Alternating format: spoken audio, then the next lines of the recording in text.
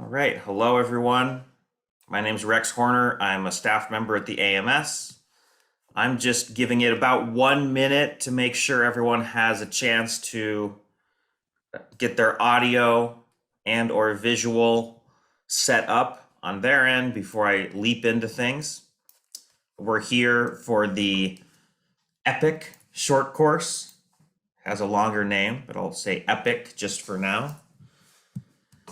So hopefully you're in the right place. And if you are, thank you very much for joining and being a part of this learning experience. Okay. Unless I hear otherwise over the chat, I hope everyone can see and hear me. Yes. So I saw a question that will be answered, and then we can ask any more questions after I go through my presentation. So here we go. You are in the EPIC short course. It is being coordinated by the AMS. There's a few basic things you need to know. How to use chat, how to use nonverbal feedback if asked to by the instructors, the different layout options you have in Zoom and how to switch between them, full screen, etc., gridded view. Most people are pretty familiar. I'm going to share a little document that just gives a couple links to the basic videos on navigating this meeting in Zoom. It's a very much entry-level tutorial, just if anyone happens to need it.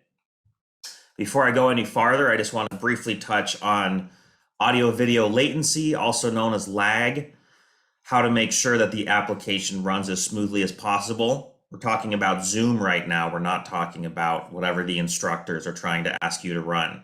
So anything that's not related to this course that's on your computer, please try to close it because that will slow down your upload-download speed, especially if it's something that's streaming or accessing the internet, like Netflix, YouTube, any music streaming service, etc. In general, the rule of thumb is that the wired broadband internet connection will be the most stable. And further, if you are experiencing issues, and it is possible, I know a lot of folks are working from home, so it might not be, if you have others in your family group or in your household that are using the internet, but please do try to ask anyone else to disconnect if needed, if you need that extra speed or bandwidth. And finally, if you are at a part of the course in which you are allowed as a participant to share your video, turning that off might help improve the lag as well. So with that, everyone who's in the room should be okay, but I just want to briefly note that we do allow Zoom to be used through the web client, meaning you're not required to download a program, which is helpful if your organization has a policy that prevents you from downloading software onto your computer. Finally, next, I'd like to talk about accessibility. There's a few things going on. The first is automatic live transcription. It's available in Zoom. What you'll do is you will go to the toolbar at the bottom of your screen, and you can click on Show Subtitles to see them appear over the video feed. And you can also go to View Full Transcript from the toolbar, and that allows you to see a sidebar that has the running full transcript. Please note it's not 100% accurate, but it does help assist in seeing the text on screen if needed. Also, the captions, the subtitles, the text size can be adjusted if you're using the desktop app from the options, again, from the toolbar within the closed caption button. I saw a question about the course recording. Yes, this course will be recorded. It is being recorded at the moment. The recording includes webcam, slides, and audio. So if you are in a portion of this course when webcams or your screen is permitted to be shared, just please be aware it will be recorded. This recording, for the moment, is being shared with just attendees.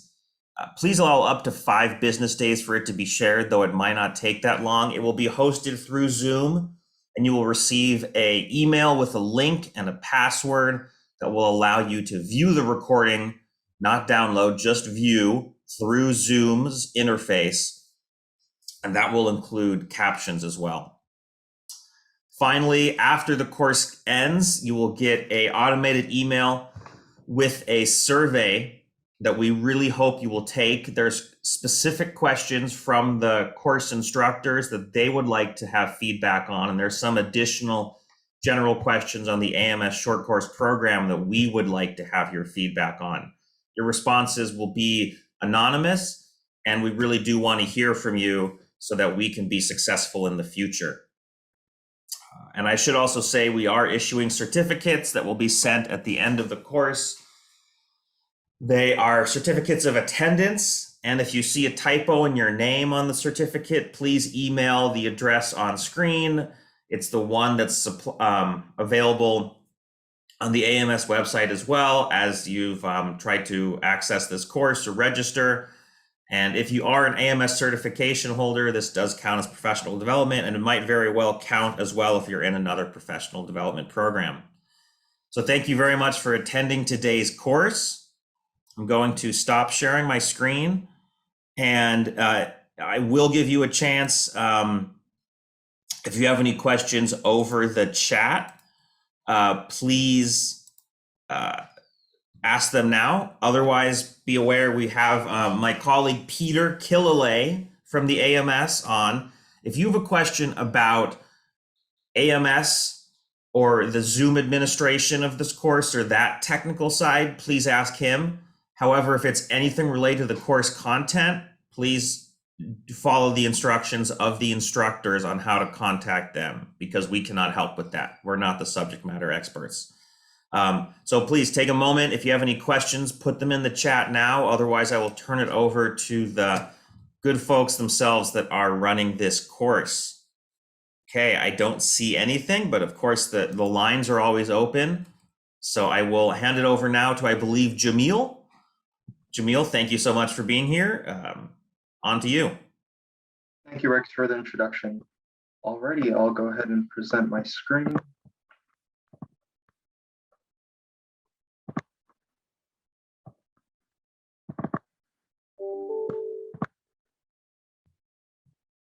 Alrighty, can you guys see my screen?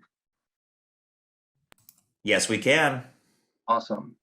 Well, hello everyone. My name is Jamil Farhat, and I'm the technical trainer on the EPIC program. As you probably read in the email I sent out earlier, we are here today to run the short range weather app, also known as the SRW, on AWS and modify it for different test cases. But before we do that, I'd like to introduce some of the speakers who will help us throughout this course. To start with, Dr. Neil Jacobs is the Chief Science Advisor for the Unified Forecast System, and he will help us understand EPIC's vision and the direction it's going. Dr. Mark Potts is a Senior Computational Scientist on EPIC and will be walking us through the SRW. Dr. Jeff Beck is a research scientist and scholar affiliated with Global Systems Laboratory and Cooperative Institute for Research in the Atmosphere. And Dr. Gerard Tefian is a research associate at Stanford University with experience in computer modeling and affiliated with Global Systems Laboratory. We do have a Slack channel open.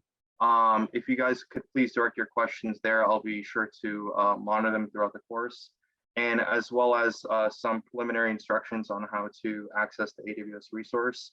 I kind of dedicated some time out for that because we feel like while the steps are quite easy to follow, there could be some hiccups. So as you guys will see in a few minutes, I dropped the PEM file there, and as well as the IP addresses for people to SSH into. With that, I'll pass it along to Neil and Jeff for an overview of the UFS and describe the SRW app. Awesome. So I'm going to share my screen here, but before I do that, I'm going to have to drop off. So I'll put my email in the chat. If you have questions on what I'm about to talk about, just go ahead and send me an email.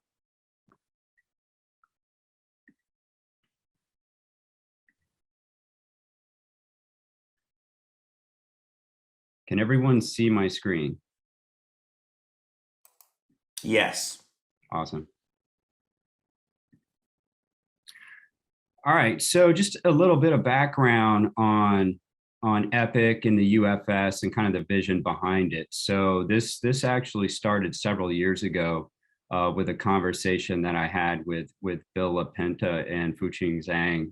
This was when Bill was over at NCEP, and we were talking about the idea of being able to get people in the community to be able to run the code, because there was a lot of interesting, innovative ideas that were bubbling up in the community at various universities and private industry and even other government agency labs. But the problem was no one had access to the code, and a lot of the code was really hard coded for NOAA's own HPC systems. And so even if you gave someone the code, they weren't really going to be able to run it anywhere.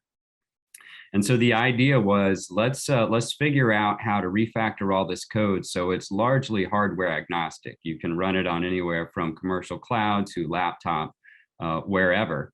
And then let the community test their own ideas on how to improve various things, and then share those back with EMC and NCEP. So we drew this out several years ago on a napkin. And then when I came to NOAA, Bill actually drew out what we had on the napkin on an ink board, and I took a picture of it. And this is kind of the vision. This is a couple of years ago, but it's surprising to me how well we've stuck to this. But what I really wanted to talk about here is what Bill has here: people, process, and product. So the people, that's everybody, that's the community. And the process is, how do we empower the community by putting the code out there and giving people access to various compute architectures to test their ideas on. And that's not just the process, but that's also the product. So I'm excited about what we're going to talk about today, because this is sort of the first step in, we have to refactor all this code and then putting it out there. And when we just put it out on GitHub's not really going to solve the problem. We have to train everyone and get everyone comfortable with, familiar of how to use that. So why is cloud interesting? It's really, the appeal is particularly on the research and development side. For example, if you're actually running HPC for an operational center and you're using it at 90% capacity 24 hours a day, whether you own that hardware or you lease it or you're doing it in the cloud, it's about the same. But on the research side, when the need for compute research varies wildly with the amount of experiments you want to run, being able to do a lot of experiments in parallel by surging outward, in other words, just going and getting access to more nodes, you can do that. And the cost is the same, whether you're running these experiments one after the other or all at the same time. And so you can get a lot of work done a lot faster if you can sort of surge outward. One of the challenges at the Weather Service is there's just more innovative ideas in the community than they can possibly test or implement. They're constrained by on-prem compute, by personnel. There's a lot of ideas, and it's not like they're not aware of these. It's just a matter of they're limited in their ability to test it. So one of the easiest ways to solve that problem is just enable the community to test their own ideas. So they're coming back to EMC and NCEP with results versus just an idea that hasn't been tested. Like I was saying, there's a long queue to run experiments with the on-prem systems at NOAA. So if you take a look at these two plots, on the right, you'll see ECMWF's research versus compute. So this light blue here, this is what they have for research. It's roughly about 5 times as much as they use for their operational compute. If you look over here on the left, the orange and the blue, this is WCOS2. So this is the production system, or the soon-to-be production system at the Weather Service, and their backup system. So that's their operational compute versus everything they have for research computes, which is, you could argue, is either a 1-to-1 or a 1-to-2 ratio. So they're way behind on what they need on research compute with respect to the operational system. So the hope is that we can make up the rest of this gap with access to the commercial cloud service providers. And the interest there is that it's scalable, it's on demand. When you want to run experiments, you do have to pay to use it, but when you're not running experiments, you're not paying for power and cooling and floor space, leasing in a data center and all that. And you can, if you actually are running experiments where they're not necessarily wall clock time sensitive, you can run these in the off hours, nights, weekends, and you can get cloud compute for pennies on the dollar. From what I've seen so far, what I would refer to as antibodies to transitioning over to cloud, it's largely cultural. It's not technical. This is we've proven that you can run all this stuff in the cloud. It's a new thing. It's different. There's a little bit of fear of the unknown, but part of what we're going to be doing with these courses is taking people through this, because it's not as complicated and as intimidating as you might think. But we do need to be careful. So you will see some of this code when we want to try to port it back and forth between cloud service providers. You may or may not end up in situations where you're not using a lot of the cloud native tools provided by that particular vendor. And that's probably a good idea, because you don't want to get stuck in what we refer to as vendor lock, where you're tied into using only one cloud service provider. If we can keep these tools sort of agnostic enough to the particular cloud service providers, it's going to drive the cost down through competition. So this is kind of the overarching vision of where this is going. So let me start with the far right, or the back end. So there's the big data project. Cloud service providers host a lot of this output. So things at NCEI, a lot of this real-time operational output, the non-real-time research stuff, various archives, a lot of this is being transitioned over to cloud. And on the front end, we've got a lot of the data probably in the near future. Most of the operational data sets, which are traditionally shared over the WMO's GTS, will eventually be mirrored into the cloud. I know that NESDIS has done a tremendous amount of work in doing a lot of their satellite pre-processing data in the cloud. The conventional data is probably a little bit of an easier lift.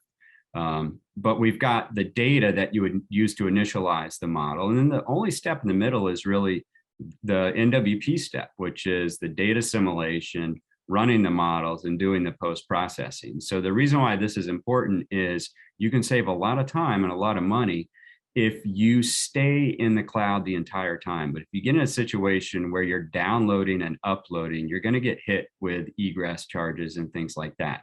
So it's not just saves time, but it also saves money to just do the entire start to finish process of producing and running models.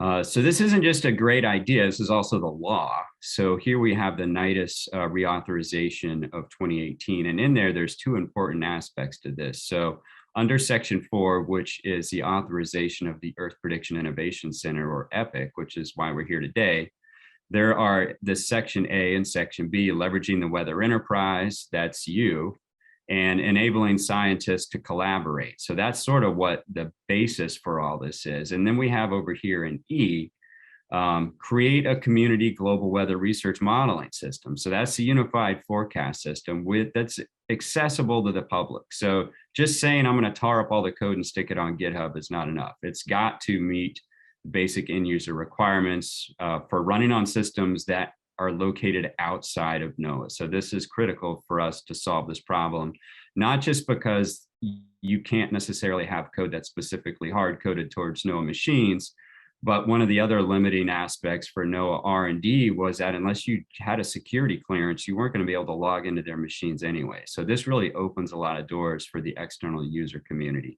And down here in part 3, try to use as much different computing capabilities as you can, including cloud-based capabilities.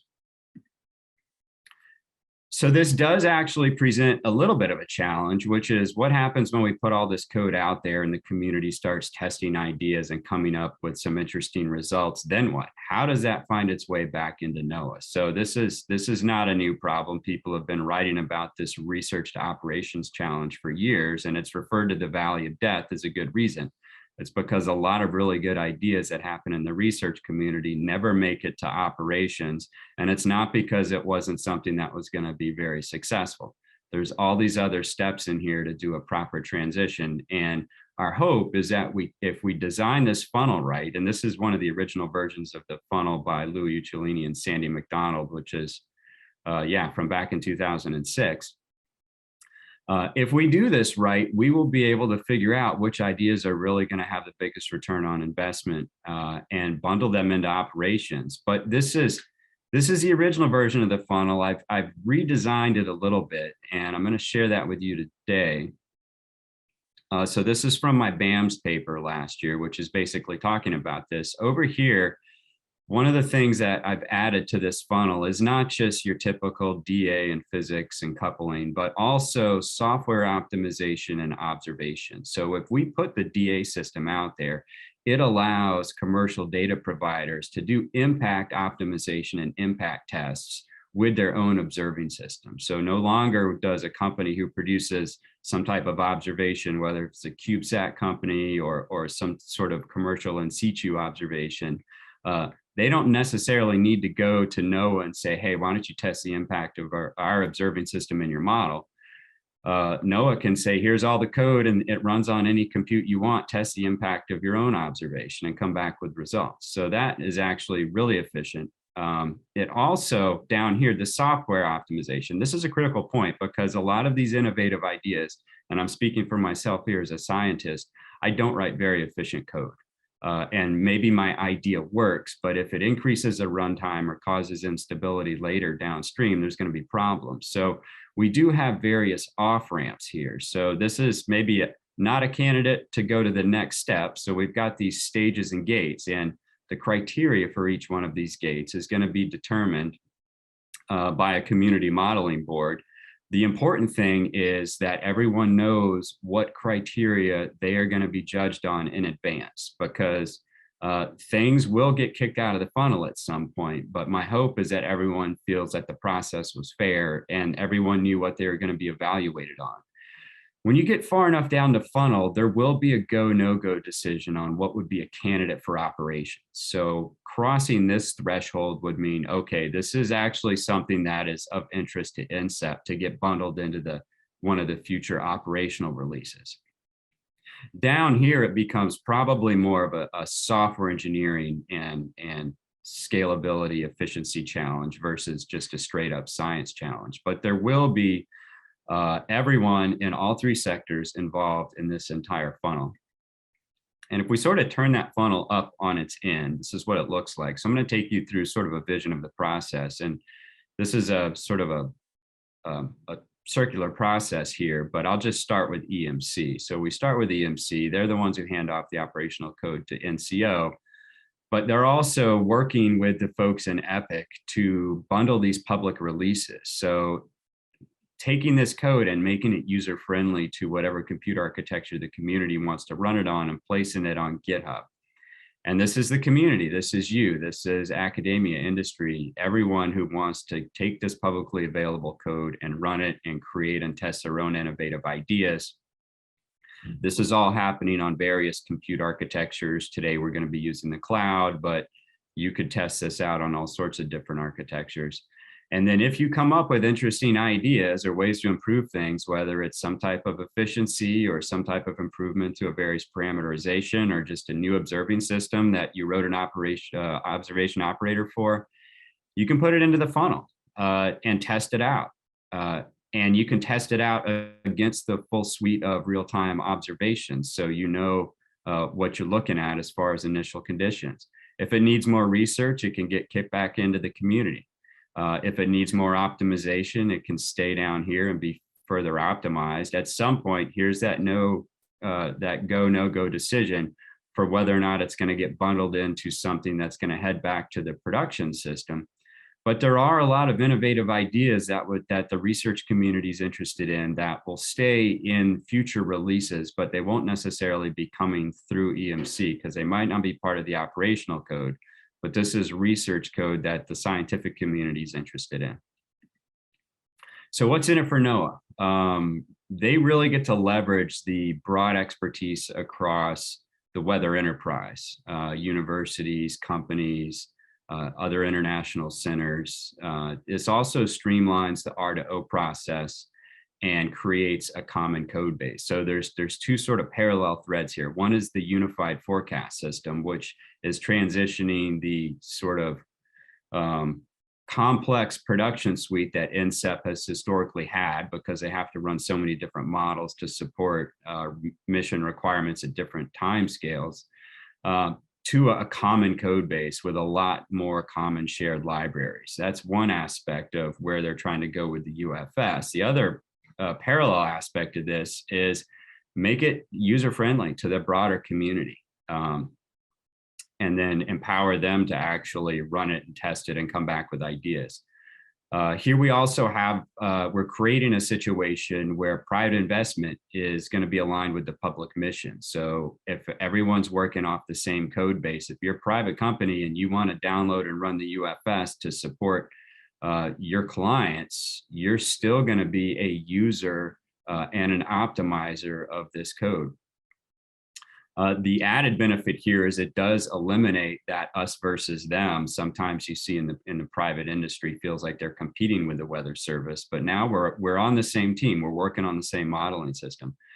Part of this community engagement and outreach actually doubles as training and recruitment. So one of the things, if you're a company looking to hire someone, or you're the Weather Service or OAR looking to bring on someone who understands NWP, chances are they've been working with this code, they understand it. They're not going to have to all of a sudden learn a new modeling system on day one at a job.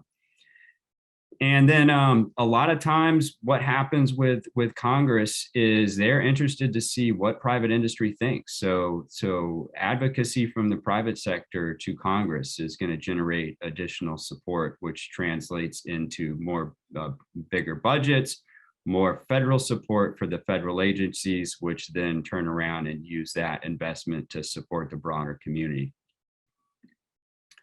So what's in it for academia?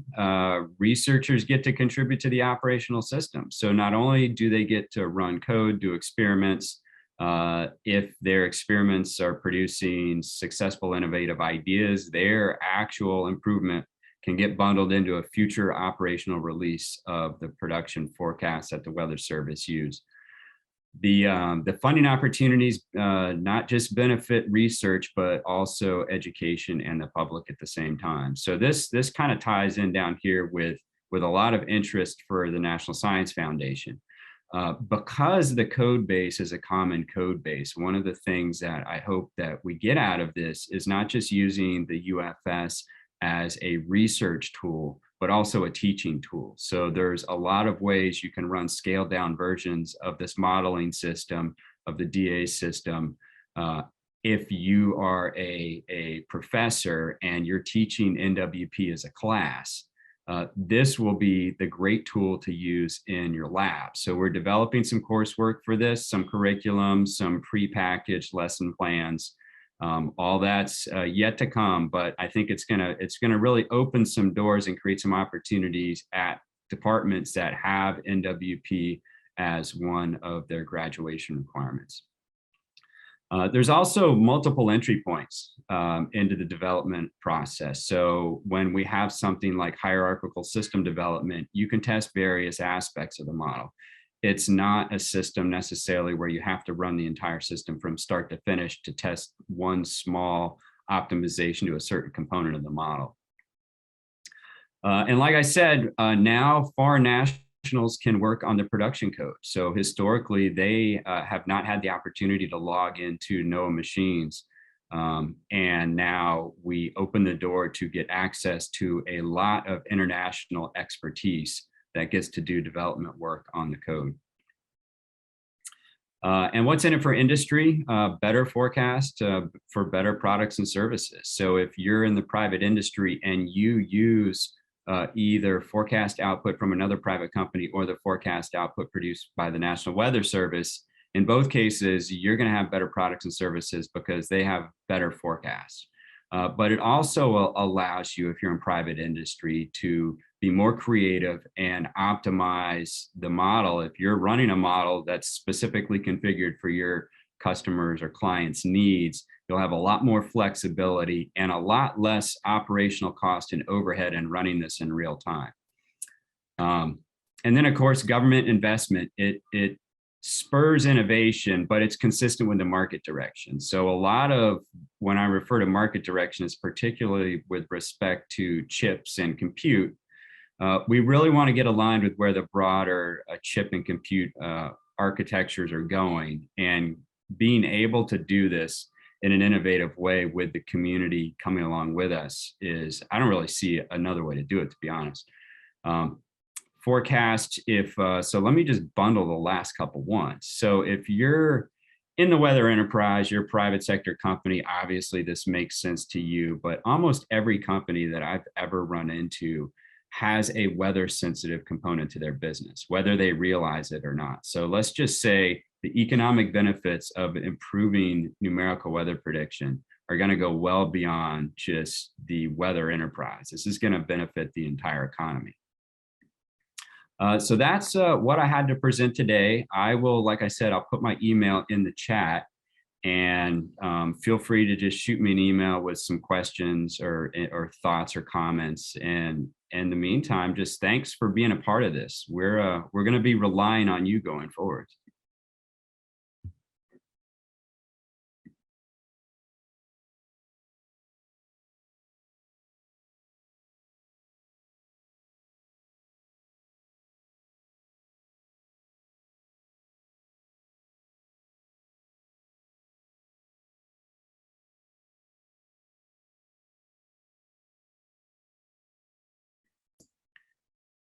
All right, back to Jamil or whoever is teed up.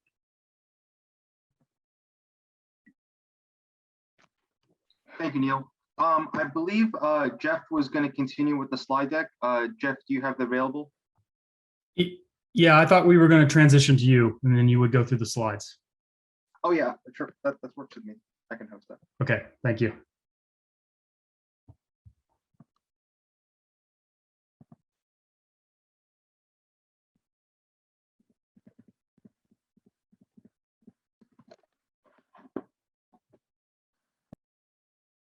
All right, thanks, Jamil. My name is Jeff Beck. I work at NOAA GSL in Boulder. I work on short-range weather app application development and regional applications of the FE3 LAM, which is the forecast model that's used in the app.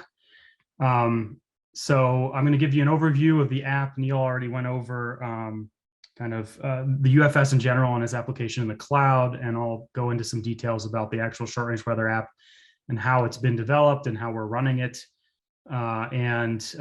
Listed here are the participant organizations that have gone into that have worked on development of the app.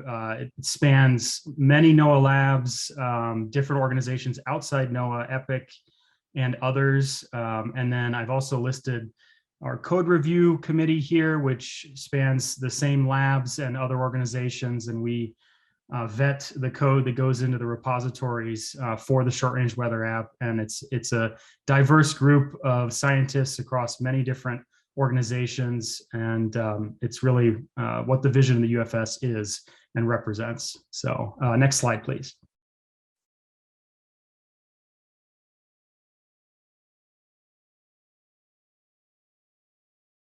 Jamil, next slide, please. Thank you. All right, so the short-range weather application is based on the Finite Volume Cubed sphere dynamical core, but instead of the global configuration, we're using the limited area model capability, and it also works with something that's called the Common Community Physics package. So the FE3 is the die core, the dynamics, and then the physics that are run are included in this Common Community Physics package, which is an interoperable package that can be swapped in and out with different dynamical cores, and you can choose different parameterizations that you want to run and combine them in the way you see fit. So it's a very nimble package. And then the end-to-end application itself for the short-range weather app consists of a CMake build based build system. And then we have experiment generation that has support for a Rakoto workflow manager. If you don't have the Rakoto workflow manager on your system, we do supply standalone scripts that can be run. And we have a user-friendly, configurable, and modular shell and Python-based workflow that's used to run the short-range weather application. And within that workflow, we have pre-processing, we have the model execution, we have post-processing and verification as well, which is new in the application. We didn't have that in the first release. So we're continually developing the app as we move forward.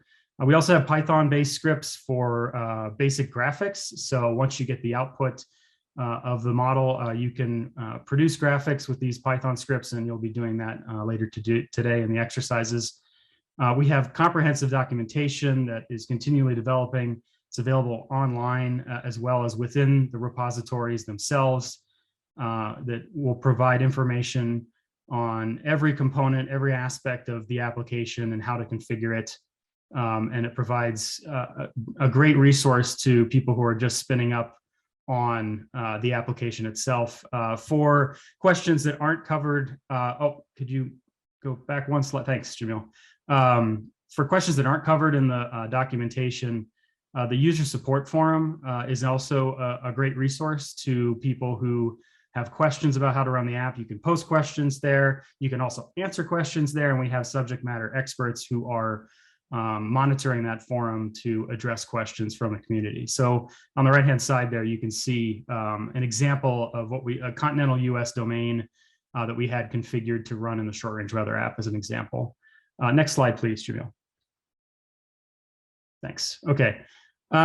So just stepping back a second and looking at the global configuration of the FV3, which stands for Finite Volume Cubed. The cube refers to the global grid, where the sphere surface is then projected onto 6 tiles, which you can see on the right-hand side here. We have 6 tiles that cover the globe in a uniform fashion. And that uses what's called a mnemonic projection, which is the great circles serve as model coordinates in that case. And that's the configuration that's used in the GFS that's run operationally. And it's fairly uniform. It offers really good grid uniformity. The ratio, the largest to the smallest cell size, is only a square root of 2, which is about 1.4. And so it's a great configuration to keep things uniform across the globe. Now, if you do want to stretch or refine your grid so that you have a higher resolution in different points of the domain, you could do that. Shown here on the right-hand side with the stretch global grid, you can create tiles that are much higher resolution. Of course, the other side of the globe is going to have coarser resolution, but that's the trade-off that you accept for that configuration. The problem there, though, is that if you want an area of the globe that's higher resolution, you still have to run the full global domain, even though it's a coarser resolution on the other side. So to get around that, we developed the regional configuration of the FV3. And next slide, please, Jamil. Which stands for limited area model capability. And it's motivated by convection-allowing modeling, which requires those higher resolutions. But it also addresses the computational constraints because you don't want to run the full global domain. You want to just focus on a specific area of the globe for convection-allowing forecasting, such as over the CONUS. So you can throw out the rest of the globe, and you only have to worry about computational constraints over that single domain.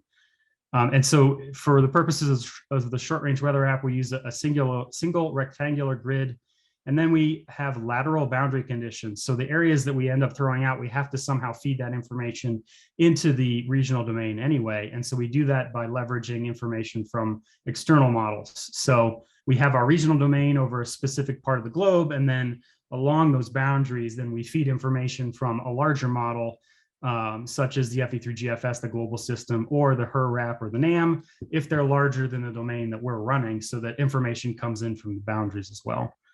So we have quite a few predefined grids, regional grids in the short-range weather app that you can choose from for the purposes of the releases. For release 1 and the upcoming second release of the app, we have 3 domains that all cover the CONUS at different varying resolutions. They're called RRFS, which is the Rapid Refresh Forecast System, because that's the operational system based on the short-range weather app that will be run probably fiscal year 24, hopefully, and will replace quite a few of the legacy regional systems that are currently running operationally. You can create custom domains, and you'll be doing that a little bit later as well. So that's fairly straightforward, and we'll walk you through how to do that a little bit later. Next slide, please. Okay, so a little bit more information on the limited area model and the specific grids that are available. There are two regional grid configurations that are available that you can choose from in the app right now. One is called the GFDL grid, which is the original configuration of the cube sphere applied to the regional domain, and then a new option called the ESG grid, which stands for Extended Schmidt Mnemonic, which is something developed at EMC, which provides extremely uniform configurations. You can see on the right-hand side the variation in grid cell size using the original configuration at the top, the GFDL grid. In the middle is an example of the uniformity provided by the Herd grid, which is a Lambert conformal grid. So you can see some variability, but it's much better than the original FE3 LAM grid at the top. But now when we move to the ESG grid at the bottom, we have even more better uniformity than we did even on the Herd grid, which is WRF based. So this is the optimal configuration. And you can see, I'll just go into quick detail. The GFDL grid is essentially that cube sphere grid, and then you create a 7th tile, which you use as your regional domain, and then you just throw out the other 6 tiles that you originally created and use that 7th tile as your regional domain. The ESG grid is an extension of that Schmidt transformation, which I talked about in the previous slide, which generates those uniform grids. And it's the best option that we have, and is what most predefined grids in the app are using at the moment. So next slide, please. Okay, so running the app. Briefly discussed this previously, but you first want to build and compile the app using that CMake build system for all the code components. Those can include the actual weather model itself, which is the dynamical core, and the physics, UFS utils, which is the pre-processing. So your grid generation, your topography generation, your initial and lateral boundary condition generation, and then UPP, which is your post-processing. So once you build all of those repositories together, then you want to create the experiment.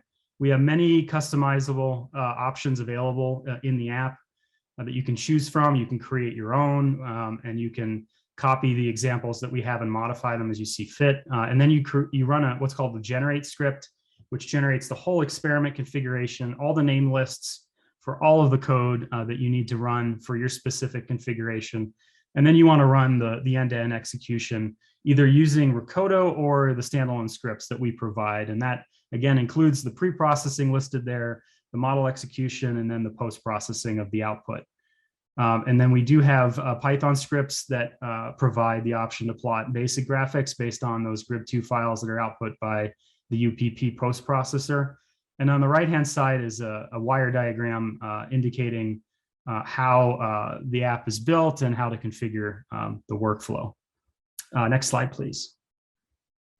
All right, so the workflow itself, in a high-level overview here, there are 2 components. The first set is the pre-processing, which consists of 3 steps here, which creates the grid, the orography, and what's called surface climatology.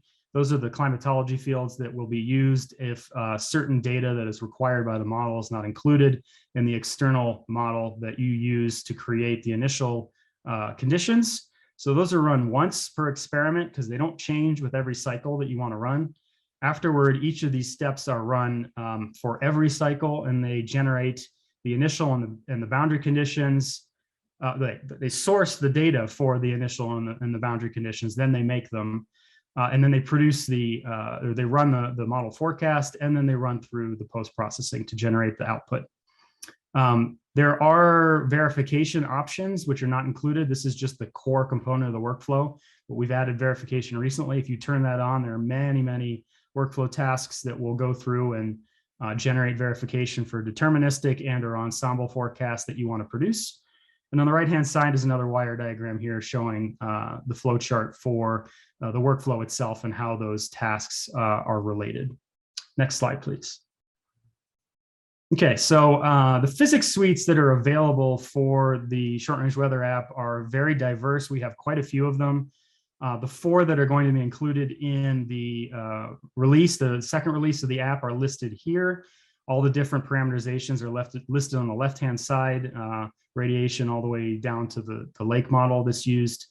We chose 4 very applicable physics suites to include in the second release due to the importance of the suite. The first one is the GFS v16 suite. That's the suite that's actually run right now in the global configuration of the GFS. So you can also run that in the regional version if you wish. We also have the RFS v1 beta. So this is the beta version of the physics that will be run in the first version of the RFS, which again is that rapid refresh forecast system, which will replace quite a few regional systems that are currently running in operations at NCEP. The HER suite, the HER is a high resolution rapid refresh run at GSL.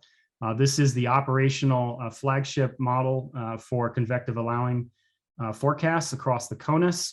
So this will eventually be replaced with the RFS, but currently it is in operations, and this is the suite you can use to run that configuration. And then the WAFS, which is the Warn-On Forecast System, which is a high resolution system run a very short forecast hours, 0 to 6 hours, which is supposed to serve the purpose of bridging the gap between severe weather watches and warnings. So it's used to kind of hone in on specific thunderstorms and severe weather from nowcasting out to a 6-hour horizon. And that will be hopefully in operations in the future soon as well. Next slide, please. Okay, so code repositories. So each of the different code components are housed in different GitHub repositories that are checked out when you first clone the app in GitHub. So in red is the main repository for the short range weather app. It's kind of an umbrella repository. It houses all the information and the build system information needed to build all different code components. In bold and black are the individual components and code repositories that are automatically checked out when you run something called manage externals. And that goes out and it grabs each of these repositories based on the hash or the branch that you determine or that you define. And once you have those all, then you can build the whole application itself. The last repository that's relevant here is the software stack and libraries. If you're building on a system that's already configured to run the app, you don't need to worry about this repository. But if you're building from scratch on a new platform that isn't supported, then you would need to get the actual software stack to build that on your own platform before you can actually clone the app and build and run it. Again, all these components are in public repositories on GitHub. We encourage posting of issues and submission of pull requests. You can contribute directly to these repositories once you have an innovation that you want to include. They're public, and so you can open a PR there and go through the code review process to get your innovation included in the code repositories. There are wiki pages on each of these GitHub repositories that do include helpful getting started information for new code contributors. So I'd encourage you to check those out as well. Next slide, please.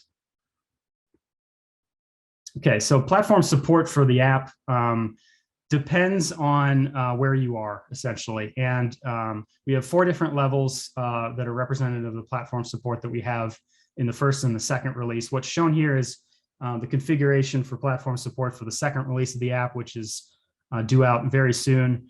The first level is pre-configured platforms. So these are NOAA-based platforms and the cloud and the NCAR Cheyenne machine. Each of these, well, at least a number of these built with Intel and GNU compilers as options on how to build the app. So the prerequisites and the libraries I discussed in the previous slide, they're already installed, already ready to go. The workflow and the model have been built and run, already tested. Comprehensive testing's taken place before each release. And so it's guaranteed to work on these platforms. Level 2 is a little bit lower. It's a configurable platform. So it's the software stack is expected to be installed. It may or may not have already been installed, but it should work on these platforms. The workflow and model are expected to run, but have not been tested on a regular basis, but at least for the specific release, there is comprehensive testing that takes place for people that we have outsourced to test on those platforms for those people who have access to those platforms. Level 3 is limited test platforms. So this is the generic Linux, Mac OS, Red Hat systems. Again, installing the software stack is up to the user in this case, but we expect the workflow and the model to run, and We've done some limited testing on these, but not necessarily as comprehensive as level 1 and 2. And then build level 4. Level 4 is build only platforms. So these are very limited. These are all platforms that run with GNU, for example. We've not had the time or the capability to comprehensively test on these platforms, but we expect that with some work, the app should be able to run on those platforms. Next slide, please. All right, user support. So we have extensive documentation that's located within each of the repositories, and these get combined through Sphinx onto something called Read the Docs. So that's all compiled online. If you go to this website right here, you can find the full user's guide for the short-range weather app in its entirety. All components are included, so pre-processing model, the DIE core, the physics, the post-processing, verification, visualization, all of it's in there. And so it's an immense resource for people who are just getting started and have questions about how it works and how each of these components work and how they get configured in the app. But if for some reason you're working on something or you want to run into a bug or a problem and you're just not able to solve it, you can go to the support forums, which are listed here on this website. We have participation by all the subject matter experts that work on the app that monitor the forums regularly to make sure that questions are answered. Anyone can contribute, so it doesn't have to be the SMEs. It can be anyone who's running the app can answer questions for people that are getting stuck. But it also builds knowledge within the community. So we have these questions that are then answered and then can be used as reference in the future for people who run into the same problems. It's already been documented. And so the question doesn't have to be answered, and hopefully that will help people who are running into the same problems. Next slide, please. Okay, so we also have something called the graduate student test, which is a part of the app, and it's included with the releases, and it's a way to measure the success of the releases in relation to the ease of use of the app and development opportunities that exist for the broader community. And it assesses whether a student can do the following more or less easily in under about 6 hours. So the goal is to get, build, run, and change the app the way that they would like to run it and have correct operation of the app. And then evaluate the results using standard diagnostic packages, and then the ability for the user or the student to locate documentation, support, and training. And this is the test that you'll be running later on for the short-range weather app. It's severe weather case from 2019. You'll be changing the physics suite and the resolution of the domain that you'll be running. That's part of the graduate student test. And then you'll be able to visually compare the output using the Python scripts. Next slide, please. All right, transition to UFS. So going a little bit more high level here. The goal of the app is not only to provide access to the weather enterprise, which would be you, but also to have the weather enterprise contribute back to the UFS and get their innovations and operations, which is what Neil went over prior to my presentation here. And another goal of the UFS is really to simplify the NCEP operational suite through the consolidation of the operational systems that are running. So this is what we call, right on the right-hand side here, the rainbow diagram. This is on the left-hand side, the number of systems that are currently running in operations. You can see it's just a ton to try and maintain on a regular basis. It's difficult to do that. And moving through time, as we go to the right, you can see that systems start to get consolidated under the UFS. And that's why we're having few colors as we move to the right-hand side. And so we consolidate the number of systems that are running. For example, the GEFs and the GFS, which are the global systems that are running in operations, have already transitioned to the UFS here in previous fiscal years. Transition to the FE3, sorry, in the UFS, and eventually will become a single system as we get out to fiscal year 24 with the second implementation of those systems. The same thing's going to happen for these regional systems down here in blue. So all of the deterministic systems running currently in operations, the HRRAP, the NAM nests, the high-res windows, and HREF will all be consolidated under the RRFS. And that hopefully will happen in fiscal year 24. We'll see if we can get that done on time. And this will be great because we'll have the whole system consolidated. It'll be much easier to maintain. And in addition, as it is under the UFS, then the weather community will be able to provide their innovations in their operations as well. Next slide, please. All right, so to wrap up, this is my invitation to you to join the community. It's an opportunity to conduct scientific research through running the app and analyzing the output. You can share your results through presentations and publications, develop code in one or more components of the app. You can open issues and PRs into the GitHub repositories to do that. They are public. Report bugs through the GitHub issues or through the UFS support forum. You can ask and answer questions in the forum if you wish. You can try the graduate student test, which you'll again be doing a little bit later today. You can also participate in NOAA NOFOs, which are notice of funding opportunities. These come out regularly and are usually often related to the UFS and R2O, or research to operations. So you can get funding to actually do the research and provide the innovations back to the UFS. You can participate in the DTC visitor program. This is something that the Developmental Testbed Center, which is a combined research organization between GSL and NCAR, where we do a lot of work on the UFS looking at R2O and testing and evaluation. We have a visitor program where you can contribute to that work. You can also read the UFS newsletter, and you can attend the EPIC Summer Workshop, which is taking place a little bit later this summer, where a lot of discussions will be ongoing about the UFS. So again, I hope you're able to get a good enough experience with the Short Range Weather app today. You're able to understand how it runs and contribute back to the community in the future. So thank you.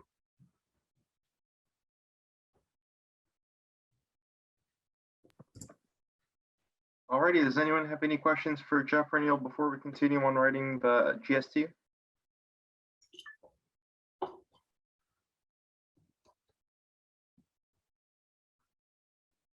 Alrighty, I guess we can start with you, Mark. Would you like me to continue presenting, or would you like to take control?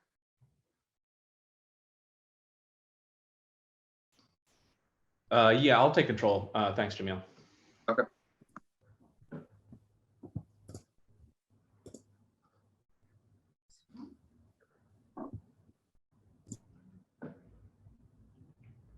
Okay, can everybody see my screen, hopefully? All right, great. So this is now, we're now transitioning into the hands-on portion of the workshop. I'm Mark Potts. I work for both EPIC and EMC. I work for Redline Performance Solutions. We're a subcontractor to Raytheon. And I'm not in presentation mode because I'm going to walk through this with everybody, so I can easily switch between, the presentation and I'm going to show my terminal screen at the same time, so, or alternate between them. So that's what I've got this in this scenario here. So, so the most important thing right now is we got to get everybody logged in. Hopefully, people have been kind of working through that a bit on Slack or through Slack as we've gotten this great overview of the program from and the application itself from Neil and Jeff. So basically what we've done today is EPIC has set up 50 head nodes instances on the Amazon cloud. So they're all exactly the same. And all of them, there's one for each of you. Everybody logs into it as user Ubuntu. We want to make sure that everybody is on their own node though. So, hopefully if you're logged in, please check, run who, make sure you're the only one there. If you aren't, then please let us know in Slack, and we'll try to disambiguate what's going on there. So yeah, everybody we're all using the same PEM file, which has been shared, and you should be able to download it from Slack. And hopefully everybody can log into their head node. I mean, it sounds like for Windows, in some cases at least, you've got to give a full path to the PEM file. So maybe C:\/ users and your username. Oh, it looks like somebody needs to have the Slack shared. Could you do that, Jamil? and the Slack channel itself. So, and we could possibly share some of this in the Zoom chat, but I think it'll work better under Slack. So let's see, where was I? Yeah, you may have to put in your full path to the PEM file, and definitely if you're on a Mac or a Linux, you're going to have to change permissions to make sure it's 400 for it to work. So while you guys are kind of working on that, I just kind of give an overview of what we're going to work through here in the hands-on section. I'm going to try to explain a bit about how the SRW workflow operates. You've heard what the workflow is composed of, but we'll talk about some of the specifics of how this is working, and we'll talk about how to configure it. We're going to run 3 experiments. They've all been sort of pre-configured for you, so it should be pretty straightforward. But we're gonna kick them off. Everybody will kick off their own experiment 3 times. And then as they run through, they take somewhere between half an hour to 45 minutes to run. So we're gonna go through the details of what is in each one of these forecasts and go over the configuration file, so you have a better understanding of what you're really running here. We'll plot results and compare. This could be a little. The plotting should work fine. There may be. We'll see how well that everybody can copy the files back, and it's all going to be a little bit dependent on what kind of platform you're on, whether it's Windows or Mac, and what kind of a software you have. But hopefully that'll all work out pretty well. Yeah, Gerard Kotefian is going to go over how to set up a new domain. So we'll go over some of that during the second experiment. And if we have time at the end, we'll go over how to build SRW. I'm not sure we're gonna have time to get to that though. So, and we will give you guys a chance to try running, your own case at the end of the workshop. So, if anybody has not been able to log in to their instance, can you let us know via Slack? Or if you can't get on the Slack, then let us know through the chat here, and we'll try to work with you on the side to try to get you set up. So it looks like I see one message that I can't get onto Slack. Let's see what if I'll pull up my chat box, but yeah, hopefully you can work through it with the. So maybe through the chat to begin with, and then we'll try to get everybody onto Slack. And then we'll get people kind of logged in as soon as we can here. So let's see, I'll go back over here. Just to give you an overview of what the AWS environment is. So everybody, as I mentioned, everybody's got the same instance. You'll be, once you log in, you'll be in the home screen. It's a Linux Ubuntu-based environment. We have pre-built the SRW app, and it's pre-populated in your home directory. So what we'll have everybody do is once you're logged in, we'll change down into the regional workflow, and then the UFS directory is what we call it, and activate the regional workflow. So we use Conda.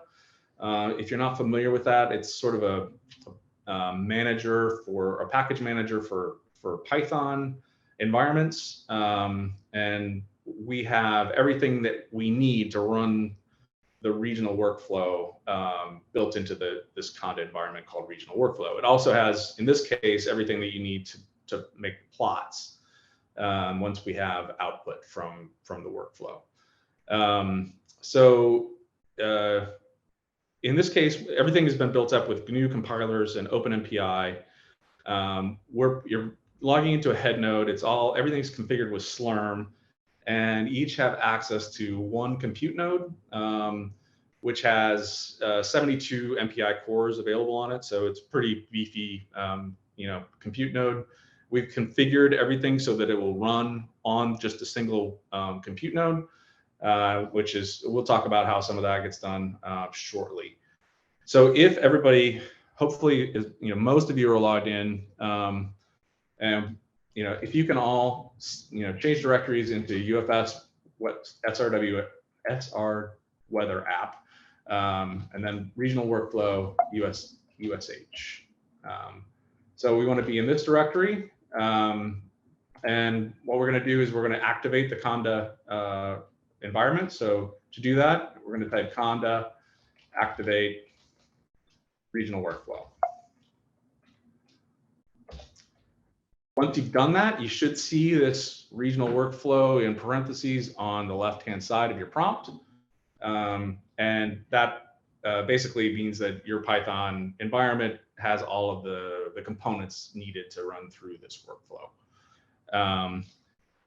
So the first thing we're going to do to run this control case, and we're going to kick this off, get it going, is we're going to run, or we're going to, first of all, copy this. We're going to run a 6-hour forecast over the CONUS, continental US. As Jeff mentioned, it's June 15th, 2019. It's kind of stormy weather over the Midwest. So to do that, there's basically 2 steps. We're going to copy this config.sh.conus, config.sh. So, and then what we're going to do is we're going to run generate FV3LAM workflow, or WFLOW, which will basically start generating the experiment. So hopefully everybody can do that on their instance. If you're having trouble, we'll try to work through your issues individually on Slack, and hopefully we can get everybody running quickly. So just to back up a little bit, what just happened is basically we ran through this generate the workflow. That's created a directory for you under home expt_ders, and if you look there ls, you'll see there's a new directory called gst_conus_25 kilometers. So that is indicative of the fact that we're running this this simulation or the forecast over the CONUS. Resolution is 25 kilometers, and then we've set up this workflow, the generate workflow experiment, to actually put an entry in your cron tab. So it's going to run through this whole experiment automatically, pretty much. And it does that. So if you did cron tab -L, you should see the following. Let me show that again.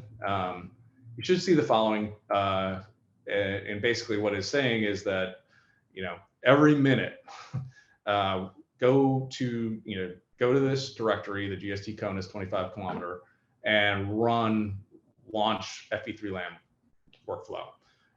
So what that does is that's basically a wrapper script, and we'll talk about this in just a second, but it's a wrapper script around Rakoto, and it just continually checks, and if the last steps of the workflow have been completed, it will submit the next steps. So to go into a little bit more details on how that works, first go back a bit. Jeff mentioned all this earlier. The workflow consists of basically you're starting from initial and boundary conditions extracted from a global model from somewhere. So we'll do different global models in these cases that we're going to run through, but in this first case, it's from the FE3 GFS is the global model. Now you're going to make the grid. You're getting the external initial conditions and the lateral boundary conditions from the global model. That's all the setup part. There's the orography, surface climatology that gets generated, then as well as the initial conditions and lateral boundary conditions. So, and then the next step is to run the forecast, and finally to do post-processing. So that's the workflow that is actually working right now, and we're going through it step by step. And that you could do this in a number of different ways. So we're using Recodo wrapped with this, launch FE3LAM workflow.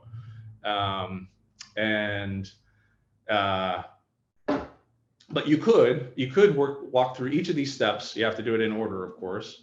But you could do it with scripts, which are provided in OOSH wrappers. So if we look under wrappers here, you can see there's actually, there are actually bash scripts to do each of these steps. Here's the make grid, it's the first one. And so you could walk through it by hand, but it's definitely much more convenient to have this workflow executed automatically. So the generate workflow script creates an XML file, which is used by Recodo. Now, Recodo is one of the workflow managers that we use at NOAA. In operations, they use another one called ECFlow, but for R&D, we use Recodo. It can read these XML files that get generated. They contain all the information that you need, that the scheduling system needs to, basically submit jobs to the queue. And then it also has a database file that goes in hand in hand with it, which tells Recodo where it is along the workflow, and whether things have succeeded or if they're running or they're queued, that kind of thing, gives some status. Usually, like on most of the R&D systems, Recodo is available as a module. In this case, we built it and installed it in your home directory. You could do that on your own machine. You should be able to build it and install it and use it. Usually, you want to use Recodo with some kind of batch queuing system, scheduling system. So we've got it set up with Slurm. It works with PBS and LSF as well. So there's a few basic commands though that you might want to know when you're using Recodo. They are Recodo stat, Recodo run, and Recodo rewind.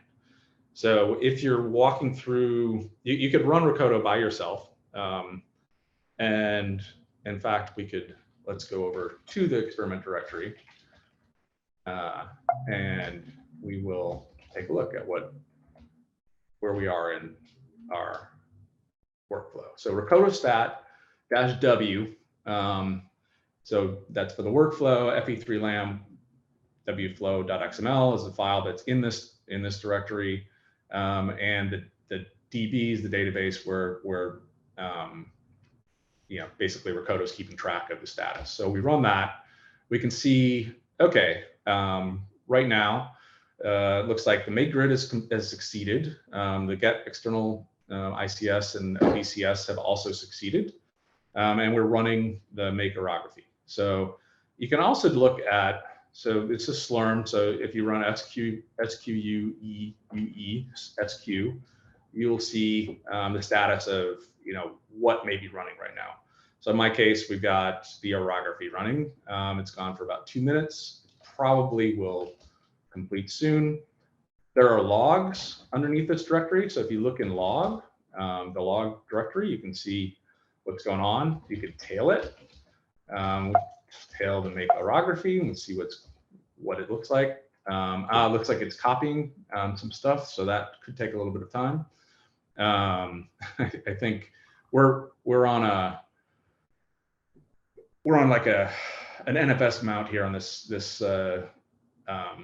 Amazon instance. So sometimes copying large files can take a little bit of time. Hey, Mark. Generally, that brings me back to, like, if you're running this on a regular HPC system, you're probably going to want to run this on a high speed file system. So if you've got Lustre or GPFS, that's where you're going to want to run most of this code. Hey, Mark. Yeah. Could you please slow it down just a little bit? There's some people who have startup issues. Okay. So I was, I'll go back and just kind of discuss a little bit about the Recodo processes. So the stat does give you this statistic or the status of your workflow. And if you were going to run through by hand with Rakoda, you could use Rakoda Run, which will basically, in this case, it'll start the next possible step in the workflow. And what the final most common command for Rakoda is Rakoda Rewind. So if you end up with a problem with your settings, or something failed on the job, you can rewind a particular step. So the command for that is Rakoda Rewind. Everything else is pretty much the same up until you get to the -C, which stands for cycle, and -T, which is the task name. So that part, here's the cycle. Rakoda stat will show you what cycle it is. It's also, basically your the date and the time of you're starting from. And this is the task name. So if you wanted to rewind the make grid, you could do Rakoda Rewind, give it the cycle, and then -T make grid, and you would rewind that, and then you could rerun it. The same for any of the other steps. So that's often very helpful when you're debugging, say, a new workflow that you're trying to put together. Hey, Mark. Yep. There's a request in the chat if you could show your command history. I think that might be helpful. Sure. Let's see.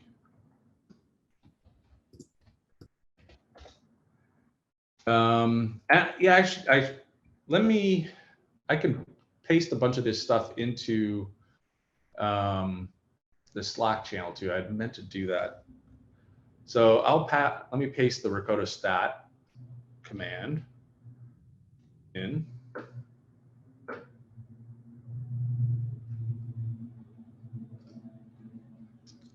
So here we go. That's Rakoda stat. And so Rakoda Rewind would be, Rakoda Run is basically the same. You just replace stat with run. And then Rakoda Rewind would be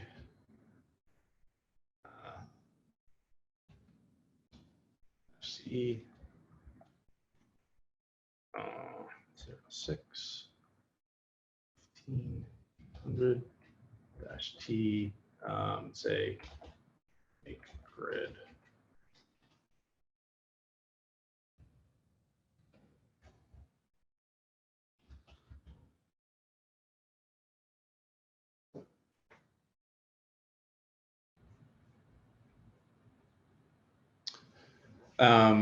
So I'm just looking at some of the comments here. So the generate command is you should be down in when you go to run that. So that's in UFS SRW Weather App, Regional Workflow, USH. So we're going to CD there, and we're going to run. Make sure you have you got to run conda activate.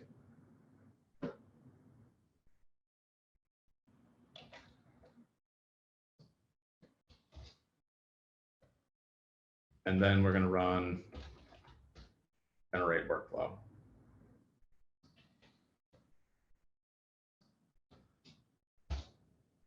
So all that's done from that. I'll edit this for clarity.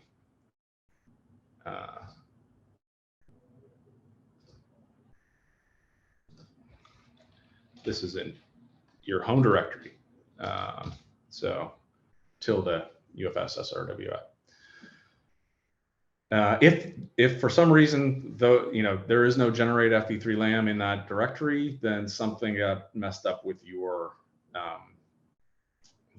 instance. That shouldn't be the case, but it is possible. In which case, I don't know. We'll have to we'll have to regenerate that instance or something.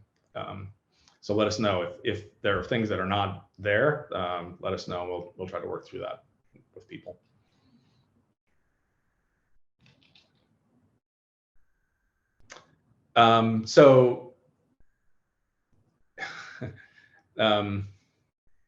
But you don't, once you've run the generate workflow, Rakoda will be running these commands through. You don't need to do it. It'll run through your cron tab the way we have it set up. And to questioning about the rewind, there should be no reason to rewind at this point. You know, that's just sort of for your you know, information. If you did, you know, I think it would rerun the orography, but if you had already completed the forecast step, it would not rerun the forecast step. I think it just reruns the one step that you asked it to, or it rewinds, and then when you run the Rakoda run again, it will just run anything that hasn't been run. So let's see, we're going to go back to the experiment directory.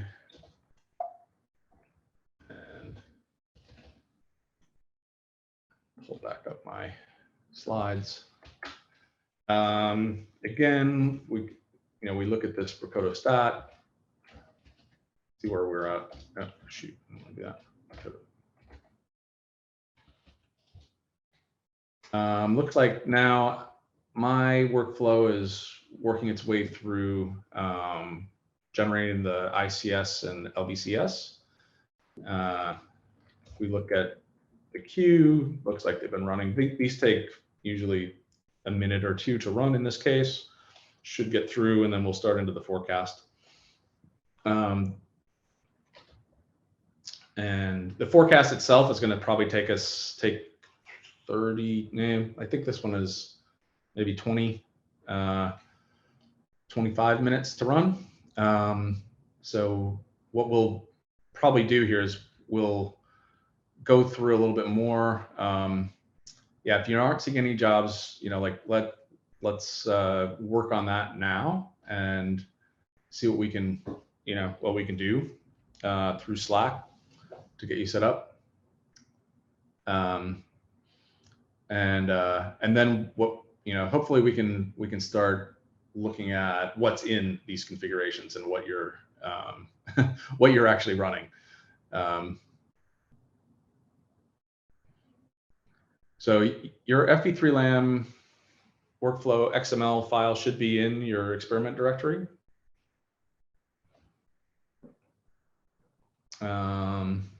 Let's see. Okay, so it looks like people are kind of working through some of that. If you have, hopefully we'll have people help you out through Slack to get you up to speed if you're still running into problems. So let's take a look at what we're actually running. So in this case, we're going to CD back to, well, actually, there is a copy of this in your experiment directory. The generate workflow script copies over the configuration file that you use. So if we look at config.sh, I use VI.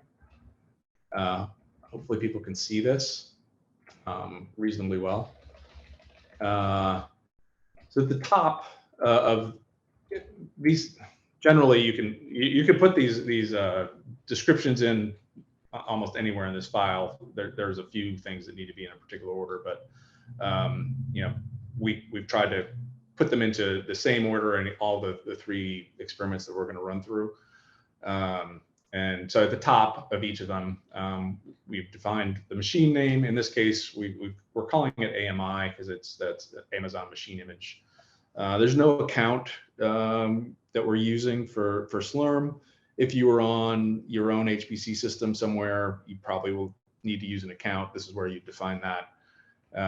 We're using a GNU compiler, so there's a couple of little wrinkles to the workflow where they need to know what kind of compiler you're using. And you're setting up your base directory. So this is where you're going to put your experiment directories, and we've given it a name. Again, if you're on an HPC system that has a high-speed file system, I would recommend using that for your experiment directories because it'll speed things up. There's kind of a description of each of these things. You know, we look through it in the slides as well. If we basically scroll down a little bit, we have like this run environment with there's two different options. There's community, which is what you're generally going to want to use, and then there's NCO, which stands for NOAA Central Operations, and they do run things slightly differently, but you're generally going to want to stick with the community. Now we're getting into some of the more details of this particular experiment. So we've selected to use the FE3 GFS V16 physics suite, which, as Jeff mentioned, is what's used in operations right now. And you know, it's well suited for both. You know, it's suited to be run with both high resolution and low resolution experiments. And you know, so we've selected that to start with. And you know, we've defined here where the external model ICS and LBCS are coming from. So FE3 GFS model, the global, and you know, some of the details of where this stuff is saved and how it's named on this machine. You will be able to get this data from an S3 bucket, and we'll have that defined. We're coming out with the release for V2 like in the next week or so, and when we do, we'll have all the documentation on where you can get this data if you don't have access to a NOAA machine. So going down a little bit further, we're you know, this defines what dates we're looking at. So for the first cycle, in this case, it's the only cycle that we're doing. It's June 15th. We're starting at 1800 hours. We're going 6 hour forecast length, and this specifies the intervals that we're using for the lateral boundary conditions. So in this case, we are also using a predefined grid. So in this case, it's called, you know, Rufus Conus _ Conus _ 25 kilometers. So basically 25 kilometer resolution of the continental US. Underneath that is the computational decomposition of the domain. So we've specified, we're going to break this down into an 8x8 checkerboard, basically, for the model to run on. So that's how it gets divided out via MPI. So when it runs, there'll be 64 basically grid, you know, cells that get distributed to all the MPI processes. There's also some extra MPI processes that handle I/O. So it depends on how you set it up. We have 72 cores available, and I think in this case it fits into 66 maybe. A little bit further on in this file, we can see that we asked to use cron to relaunch the job. That's how we got that the cron tab set up, and we asked it to relaunch every minute. You could set that for every 3 minutes, but every minute cron will say it'll CD into that experiment directory and it'll try to launch a new job using Rakota. We do have a number of, you can specify these things, you know, like if there are occasions when jobs will fail, you can tell Rakota to try multiple times in various steps. And you know, so that's what this next section has to do with. Hopefully, we won't have any failures on our workflow today.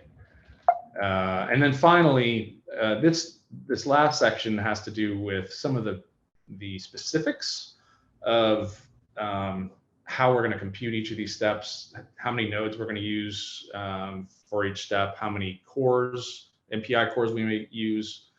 Many of the executables that are actually run can be run with OpenMP threads. So you can sometimes specify those. We're sticking with just a single OpenMP thread for these cases in most well, certainly in the forecast we are. I think maybe in some of the others we're using OpenMP threads. There's a default setting, which does remind me I should mention if we look at, so the config.sh file overrides the defaults. There are a set of defaults for all the parameters that we just went over, plus a whole bunch more. And I can just bring that up quickly.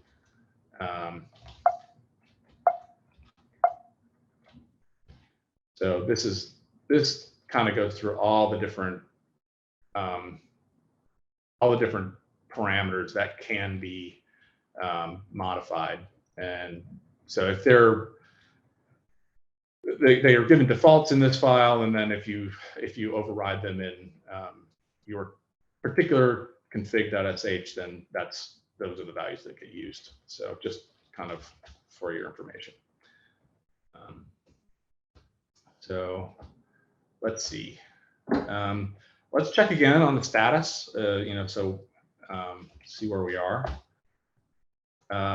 Looks like I've got the forecast running, and it's run for about 9 minutes. So I think we're going to have a little bit of time to kind of take a break here while we let the workflow complete, so that we have, we can start working with the outputs and plotting, showing you how to plot those up. So why don't we take a break for the next, let's say 15 minutes, and during that time we can also work through problems that people are having. So if it is 12:30, how about we 12:30 Eastern, 12:45. If everything is running for you, then come back then, and we'll start looking at how to plot the results that you've just generated. And in the meantime, I will switch over here to Slack and see if I can help out with people that may be having trouble.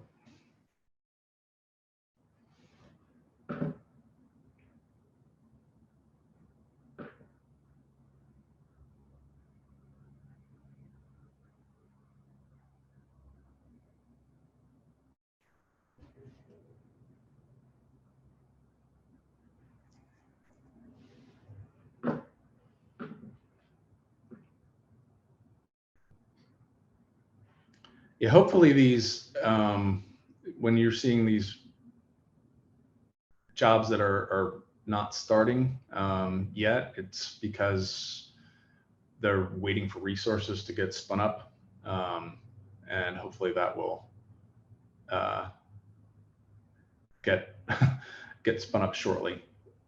This is I think an AMS or AWS kind of way things work.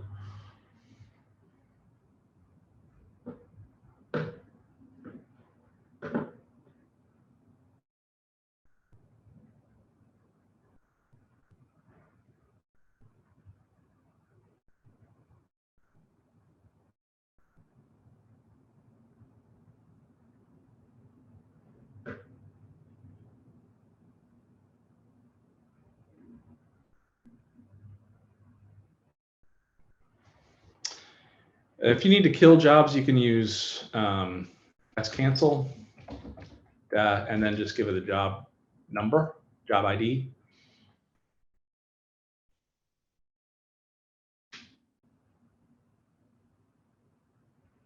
So in this case, you might want to do cancel 5, cancel 6, cancel 7.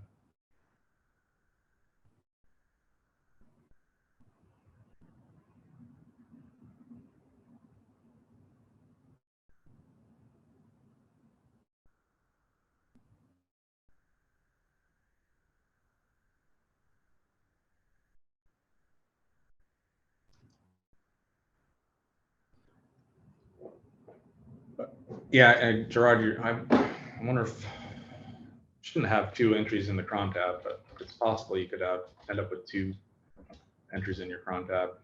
If you do, you want to get rid of the second one, which you do by cron tab -E, which drop you into an editor and you can remove a line. Yeah, I'm trying to figure out how that got in there. Workoto rewind should cancel anything in queue. I'm not sure how that happened.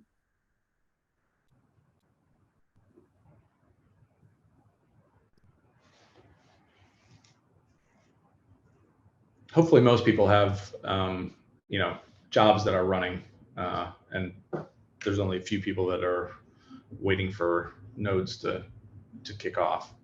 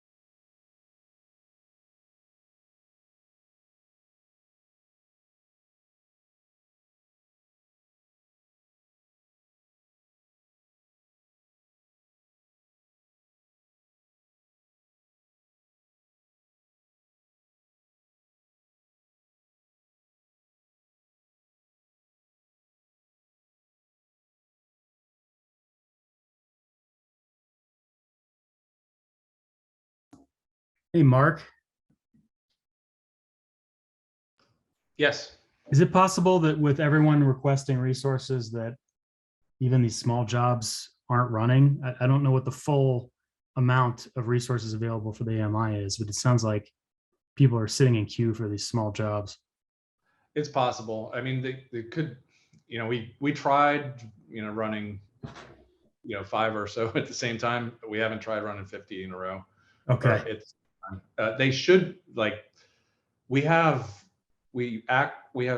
gotten, approval to run that many, but I don't know that that guarantees that AWS actually has that many available right now. So I don't know if Lauren Frederick, she's set up a bunch of this, she may have more insight into that. Yeah, I'm just wondering what was the total amount of core hours requested, if that's known. We asked for enough. I mean, we definitely have enough for Okay. ready to run. I think it's just it's a question of, does AWS have it all available right now for everybody to get through their queue? I see. Okay, thanks.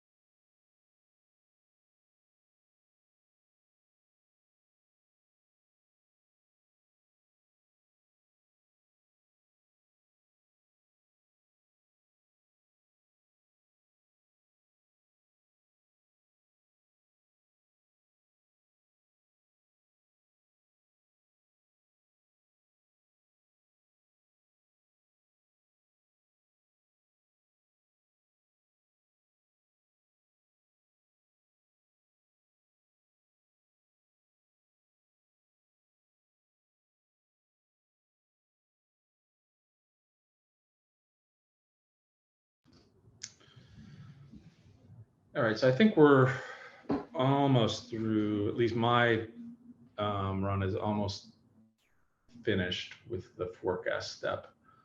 So we'll give a little bit more time, well, for that to finish for one thing. And then the post needs to run. So when the post runs, it'll generate these GRIB2 files, which we can use in our plotting routines. And then we'll plot up the results and see what those look like.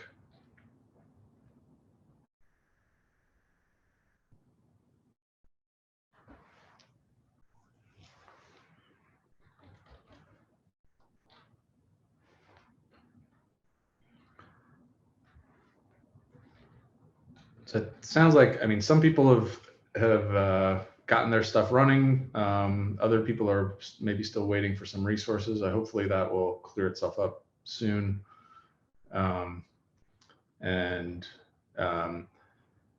We, basically, and we'll once these workflows are submitted, they'll run through to completion eventually, and we can kind of continue on with the workshop a bit.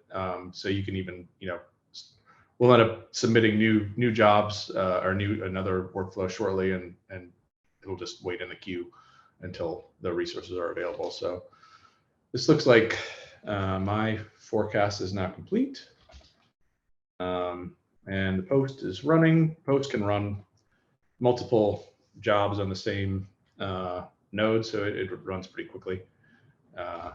Look at Rakota stat. Yep, looks like it'll finish off here shortly. In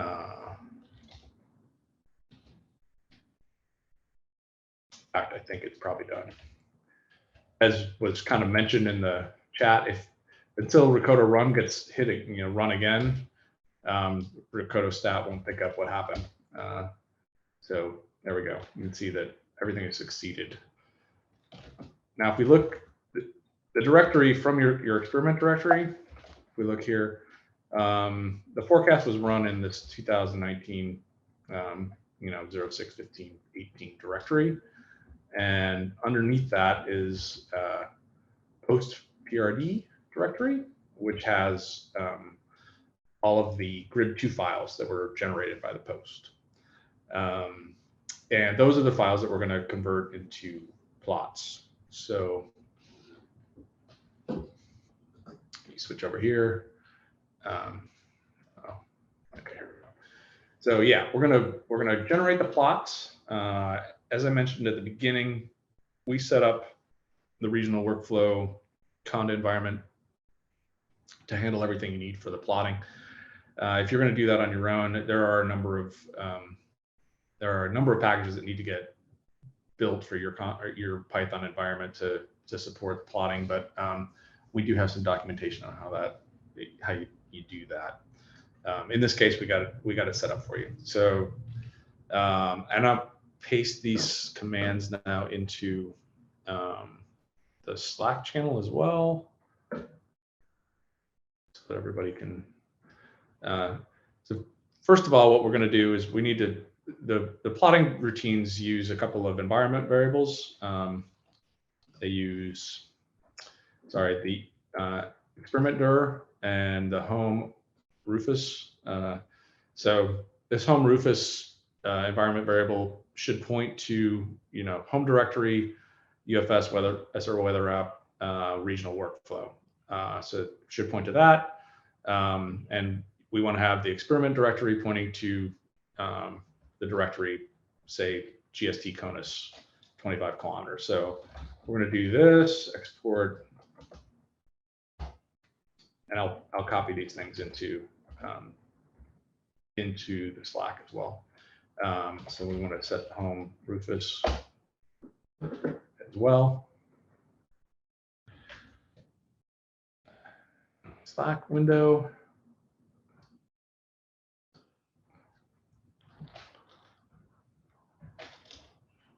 That's one.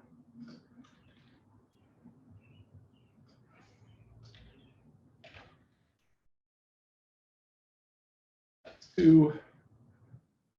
And then when we're going to run this, basically we provided a file called make plots, and it's in home RFS USH make plots. So I'll copy that. And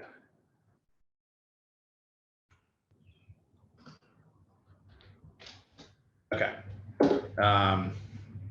Once your post is completed and you run these commands, it should start to cycle through all of the basically creating the plots that it's designed to basically produce for us.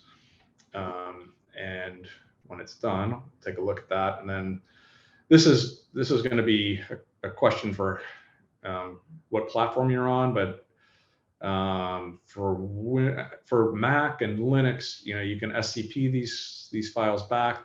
I think that will work under Windows PowerShell as well. We may have to work with people on this. And honestly, the plots are all going to be the same, so we'll make these available in Slack as well, so you can just download them and to your local machine.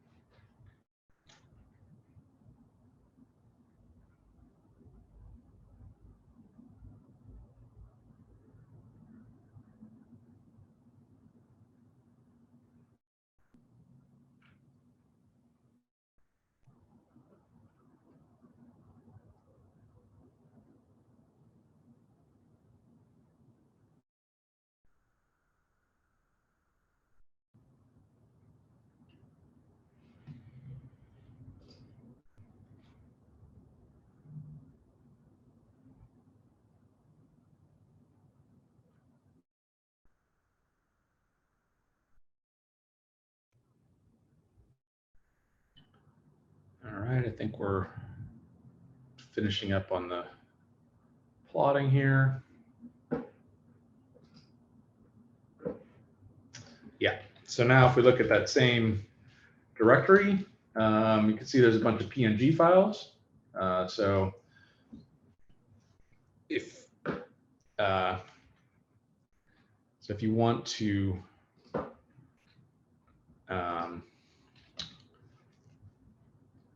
create, say,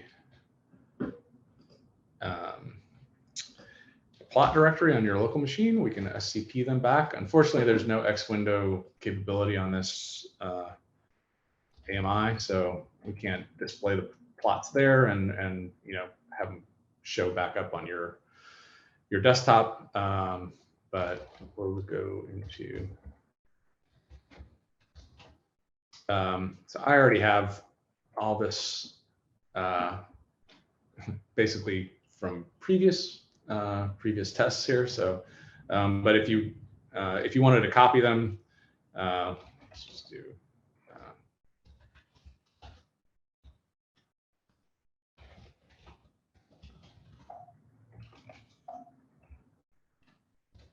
You're going to do basically an SCP-I.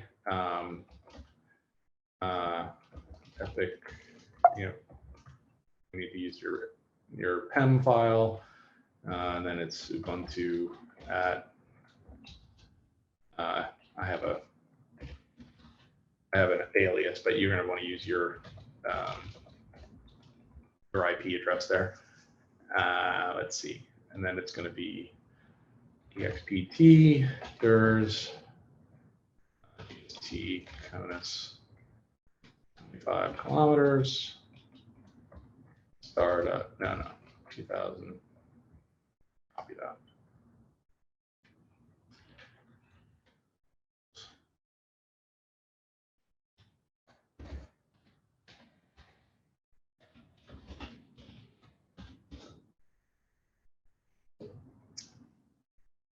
So that, if you put the, I'll copy this into the chat as well. You're going to have to change your the IP address for this, and maybe the path. But this is what it should look like. Something like that anyway. And now I'll open these and we can take a look at what we've just generated. All right.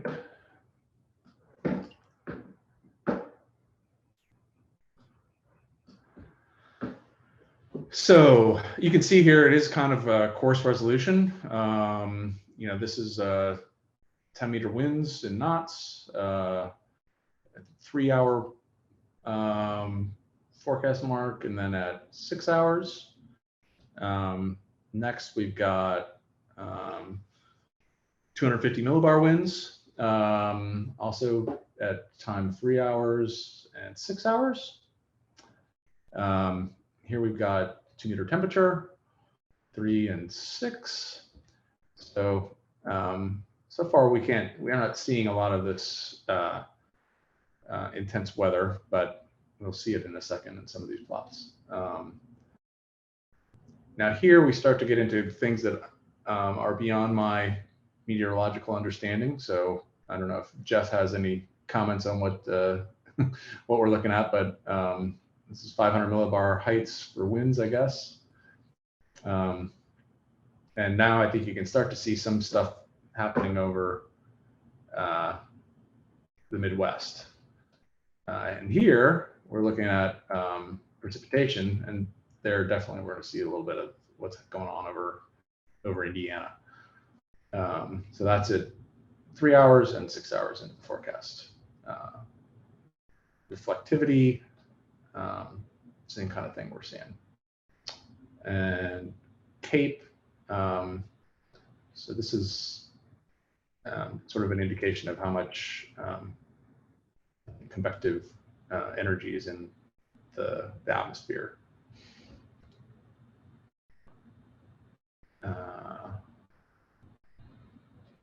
Here we got a few more charts of the pressure, I think.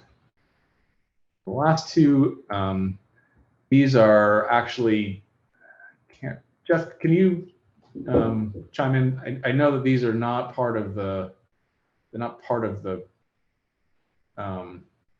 this physics suite, I think. Is that correct? Yeah, sorry, Mark. I was trying to help people in Slack. Oh, so sure. I wasn't listening too intently on what you were presenting. But yeah, is this updraft helicity? Is that what you're? Yeah, it is. Yeah. So yeah. this is not an option in the GFS V16 suite, but it will show up in any of the other suites that are supported, the RFS or the HER suite or WAFs. You should have that option. So, and Okay. I think we are changing to the V1 beta RFS suite. So you'll see it in that one. Once we go to that suite, you should see it show up. Yeah, exactly. So, okay, there you go. Thank you. Sure. Yep. Okay, so let me post these. I'll post tar files of these into and share them on Slack, and then hopefully people can, you can download them at your leisure. So I gotta find them. I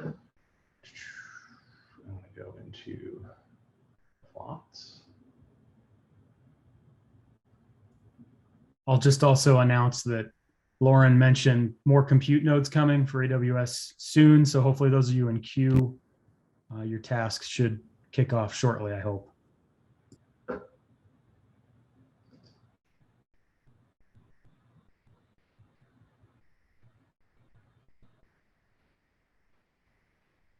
Okay, here we go.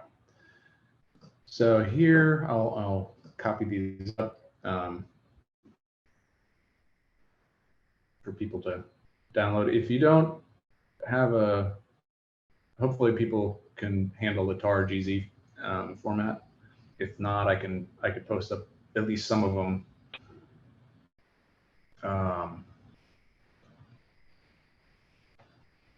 At least some of them individually.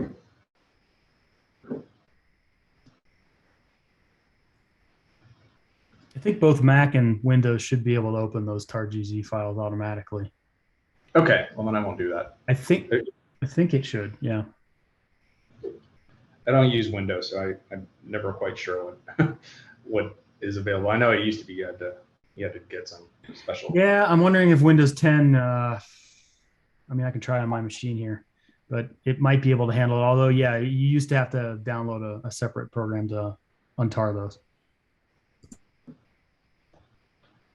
So it sounds like from looking in the chat, looks like there's more compute coming if your stuff isn't running yet. Yeah, looking at like CF means that that should mean that it's the node is being configured, so it should start running shortly.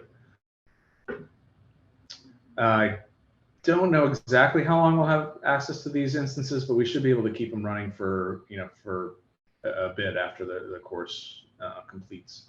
We'll have to check with our AWS experts to make sure that's the case. Okay, good to see. Great, glad things starting to work for people. I mean, the good news is we can go ahead and start another workflow, and we will here shortly, so that we can kind of start that running through, or at least queued. So yeah, so the next thing we're going to do is we're going to, since we've seen that there's this basically interesting stuff going on over Indiana, we're gonna reconfigure this experiment so that it just is running a high resolution forecast, 3 kilometer resolution over, basically centered over Indiana or Indianapolis. And so let's get started on that now. And again, I'll try to copy these commands into Slack as well. So we're gonna go back to the UFS SRW app, regional workflow USH.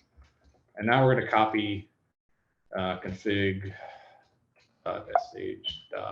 sh.indy v16 to config.sh. And we're going to generate the workflow again. So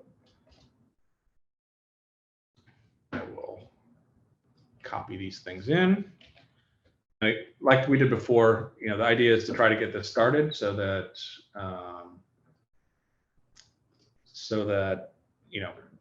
we'll then come back and tell you what we're actually doing here. So let's see. Here's first command. Then I'm going to copy this file, and we're going to run that generate FE3 LAM workflow again. So okay, so now we're we look here, what's going on. Basically, it's run through just like it did before, and the cron tab is now slightly different. In this case, basically the only difference is that this path is different. Now we've generated a new experiment under EXPT DIRS called GST_Indy_V16. So this, stands for graduate student tests over Indianapolis using the V16 physics suite, FE3 GFS V16. So we're going to look now a little bit at what we're actually doing here. So if you want to open up the new config file, we can go through a little bit of what's going on here. Very much the same as the previous one. So we've changed the experiment name, as we mentioned. Things are otherwise the same coming down through this section. We've got still using the V16 physics suite. We're still using FE3 GFS as our external model, and all the cycles and everything are the same. So where you start to see a difference is that instead of using a predefined grid like we did before, CONUS, we're now defining a custom native grid. So this is a 3-kilometer extended Schmidt-Nomic grid created over Indianapolis, and that doing that. Let me go forward.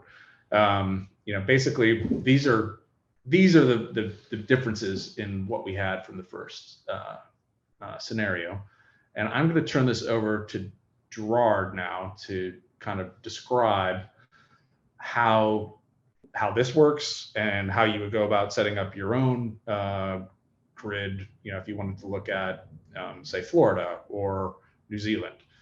So I will turn it over to him. I don't know, Gerard, if you want to share your screen, or you want me to keep driving, or how you want to do that. I can try sharing my screen. Can someone, I was helping Frank Colby in the chat, but so I can't do that anymore. Can someone pick that up? His get external IC's job is dying for some reason that I don't understand. So we need to look at the log file to see what's going on, but I need to do this now. So okay. I will do that. In fact, I'll log into his instance and maybe take a look at it. Oh, okay. All right. Thank you. Let me share my screen here just a second. I probably have to stop sharing mine, maybe. Or maybe not. Maybe you can just do it. Let me see. Where are we? There we are. Okay. Slideshow.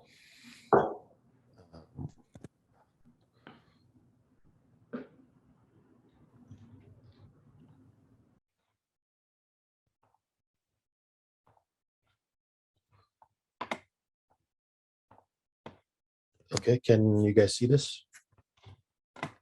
Yep. Okay, thank you. All right, so I'm just going to talk a little bit about how to define your own grid, because you're going to want to, from being from different parts of the world, you want to set up something that you're interested in. So we'll go through that now.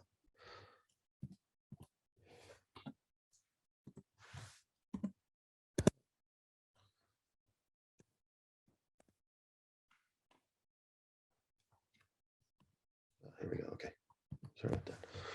Okay, so Jeff mentioned this a little bit, but I'll go through it again really quick. There are two ways we can generate grids in the app, and the first one, so the variable that controls this is called grid generation method. You can see up here, grid gen method, and it's something you specify in the configuration file of the app.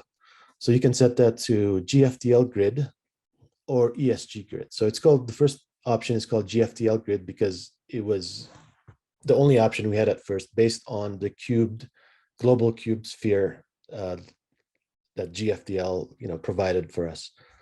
And that, in that case, you can see in this image on the side, you first generate a global grid with 6 tiles, and then tile 7, you take a piece of tile 6, and we call that tile 7, quote unquote tile, because it's not really a complete tile, and use that for your regional forecast. And you throw away tiles 1 through 6. You don't do a forecast on those.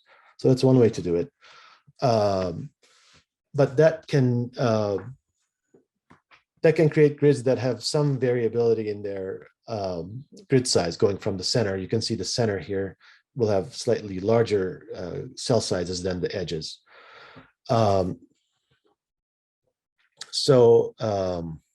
Let's see. So people wanted to have a more homogeneous grid. So Jim Purser from EMC came up with this ESG grid method called, which stands for extended Schmidt mnemonic. And it just creates one tile for you, and you can start your forecast on there. And it produces much more homogeneous grids, as Jeff showed earlier in his presentation. So you get to pick one of these. The GFDL grid is still in the app, mostly because we might need it still. We're not sure, but we're just hesitant to get rid of it. So we'll have a connection to the global grid. That's why we still have it. But mostly nowadays, we just use the ESG grid. Okay, so you can set a grid generation method to one of these. Let's see. So the configuration variables. Oh yeah. So I'm going to go through what you can specify in your config.sh file to set up your own custom grid. So the first thing you have to do is specify the grid generation method. So you set it to one of these two things. The next variable is called halo blend. So this is the number of grid cells that's right inside the boundary of the native grid that is used to blend in the outer boundary conditions. So the conditions you get from, let's say, the global model, you want to smoothly blend in so that you don't get shocks at the boundaries. So the default value for this is 10 cells. So there's an exponential blending function that's used to blend the inside and outside solutions together. And usually we leave this at 10. We haven't had any issues with changing this. Okay, another variable you want to specify, if you're doing a custom grid, you have to specify it. It's called post output domain name. It's basically the name of the domain, because this is needed in the output files that the post processor will create. It's in the names of the output files. So you have to give your grid some name.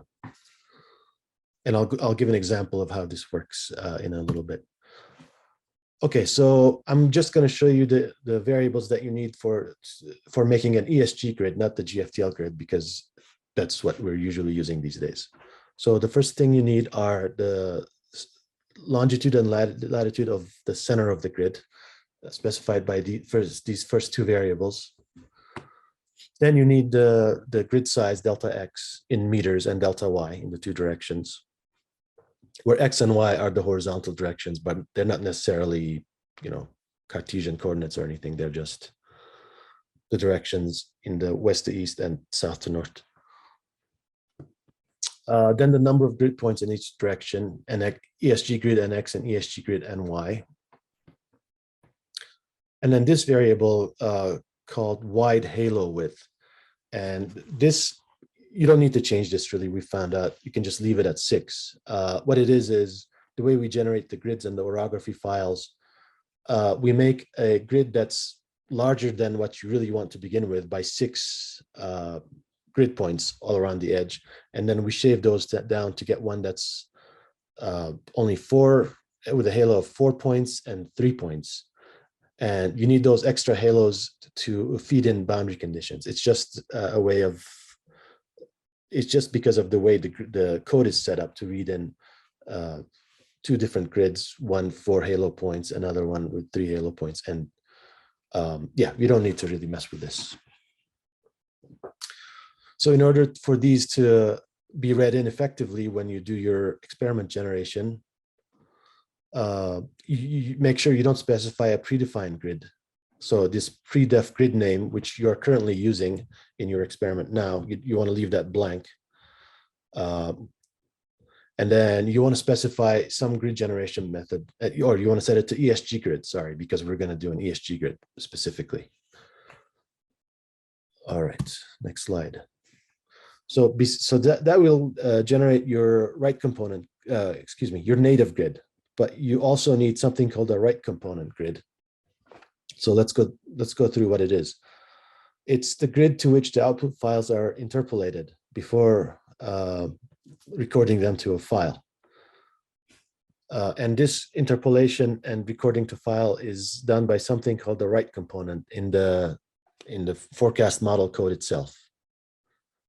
And why do we need to do this? We need to do this because the post processor called UPP, UPP stands for Unified Post Processor. And that's the thing that's really being called when you run your run post tasks in the workflow. That UPP code can't process output on the native grid of FV3, the GFTL grid and ESG grid types. So it needs to have a certain set of grids that are in a certain set of coordinate systems.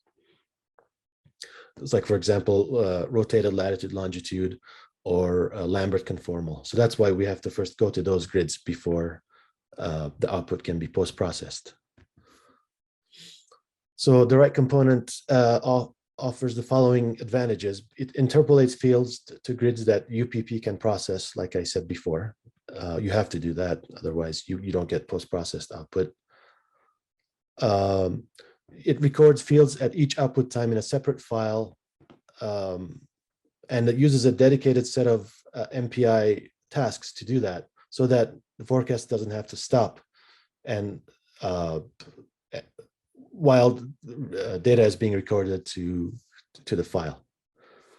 And you can look at the files because each output hour, let's say, is in a different file. You can look at that while the forecast is still continuing. You don't have to wait until the end of the forecast, which is how it was previously before the right component feature was implemented.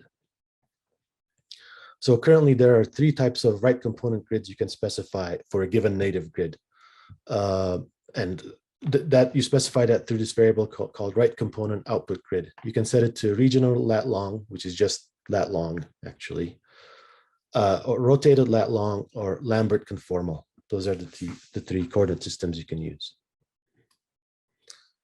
Okay, so here's an example of this is which one? This is the CONUS 25. It is the more or less the grid you're running now, the RFS CONUS 25 kilometer, except this is slightly smaller. That's why it's called compact.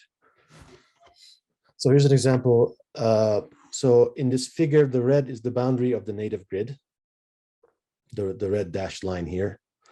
The blue line is the boundary of the right component grid. And whenever I make a right component grid, I put it inside the native grid so that I don't waste grid points that have no data in them. You can make your output grid bigger than your native grid, but the parts that are outside your native grid will have no data in them. This orange zone, it consists of, that's right outside the native grid, contains a halo of boundary points. That's where you feed in the boundary conditions to your native grid. So whenever you get an external model file, like from the global model to use for your boundary conditions, those get interpolated to these 4 point halo around your native grid and then get fed into the rest of the native grid. And then in this case, the green one is the boundary of the external model that's providing initial conditions. In this case, we're using the HER model to feed in boundary conditions into the SRW.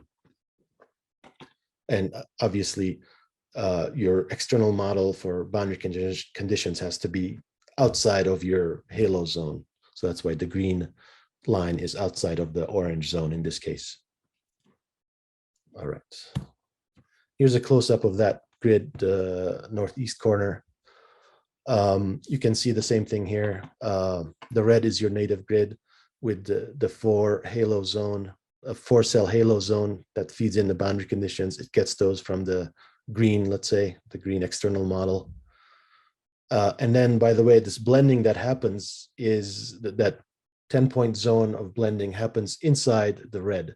Starts inside of this red line, and it goes all the way 10 cells in. I haven't shown those cells, but people sometimes confuse the external boundary condition halo zone with the internal blending halo zone. They're different.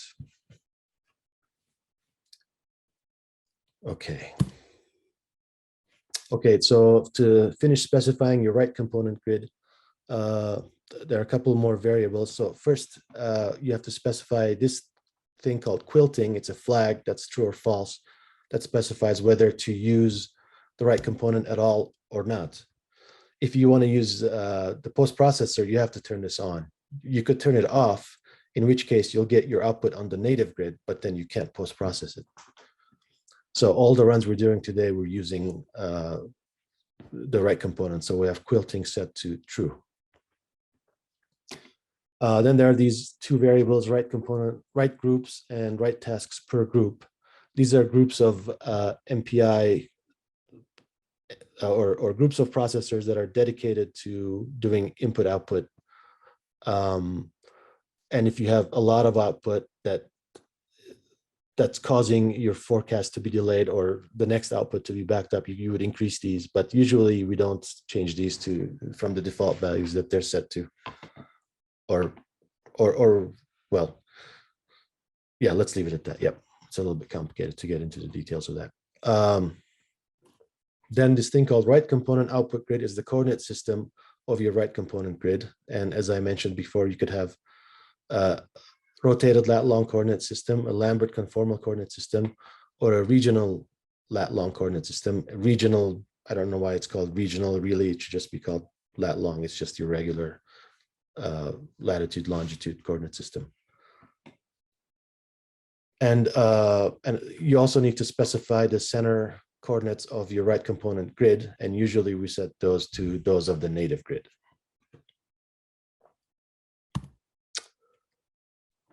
Let's see. Then you also need to specify the lower left corner coordinates of your right component grid in degrees. Usually, you know, we're going to automate this at some point, but we hesitated to do that because it may have, the right component may have gone away because UPP was at some point, they were talking about having it be able to read in the fields on the native grid, but that hasn't happened yet. So we put this off for a while, but I guess it's looked like we have to automate this process where the right component coordinates will be generated for you. So that's coming up in the next month or two. If you're doing, so there are some additional variables if you're doing right component in rotated latitude longitude coordinates, then you have to specify the upper right corner coordinates of your grid. And then you also have to specify the incremental longitude and latitude, the size of each grid cell in terms of degrees of your right component grid. But if you're doing Lambert conformal, you need these other set of variables, the standard lat1 and standard lat2 of a Lambert conformal projection, the number of grid points in the X and Y directions, again, of your right component grid, and then the size of your right component grid, dx and dy in the two directions. And you'll see an example of this. Let's see, is it in the next one? After this one. Okay, so in addition to those grid parameters, you have to also specify the time step to use for the forecast model associated with your native grid. And this is called DT Atmos. You have to specify the layout of your grid, the MPI layout, how you want to decompose your grid. And this thing called block size, which we don't usually actually change. I just leave it at 40 for the most part. It has to do with how much data is passed at a time into the cache. And we haven't needed to change that much. So here's an example of how you specify a custom grid. So this would go in your config.sh file. So first, up here, you specify the name of your grid, whatever it is, my grid. And then you specify the generation method. And these days, we just do ESG grid. This is, you specify the longitude and latitude, the coordinates, and your delta X and delta Y. So this is 3,000 in meters. So this is specifying a 3-kilometer grid. And then the number of grid points in the X and Y directions. This wide halo width number can stay at 6. You don't have to really mess with that. We'll probably remove this at some point and make it sort of a constant. Then you have to specify your time step, your layout, X and Y MPI layout, and again, block size. It's 35 here. You could set it to 40. It doesn't seem to make much difference. So this, on the left side, this will be your native grid specification along with the time step. And on the right side here, you set is your right component grid, which is the grid your output is going to be on. So you set your quilting equals to true, which means, yes, use the right component. And then here you specify how many processors to use basically for writing data. The coordinate system for your right component, the longitude and latitude of the center of your right component grid. Since you're doing Lambert conformal coordinates, in this case, you specify the standard latitudes 1 and 2 for that projection. the number of grid points for your right component grid, the lower left corner coordinates, and then the size, dx and dy of your right component grid, which we just set to the size of your native grid in this case. All right, that was the end of what I had, just the description. I have examples of how to create grids on like over New Zealand or Central Asia or Peru. But I think we're going to try next to create your own grid for those of you who finished with the preset tests already. So I'll pass it back to Mark. Yeah, actually, before we have people go off and start their own, we're going to rerun this Indianapolis test with the changed physics. So, but I think we still have some time to go before most people are going to be done. I know my stuff is still waiting to get kicked off. I have an old version of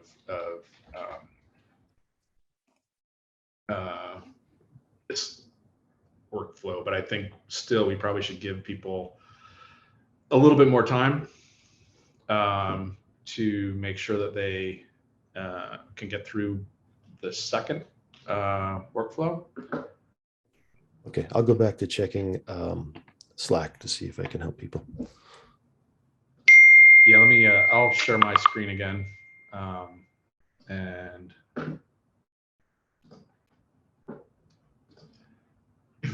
so we're back to hopefully you can see my screen. Did I get the right screen? I think I did, yeah.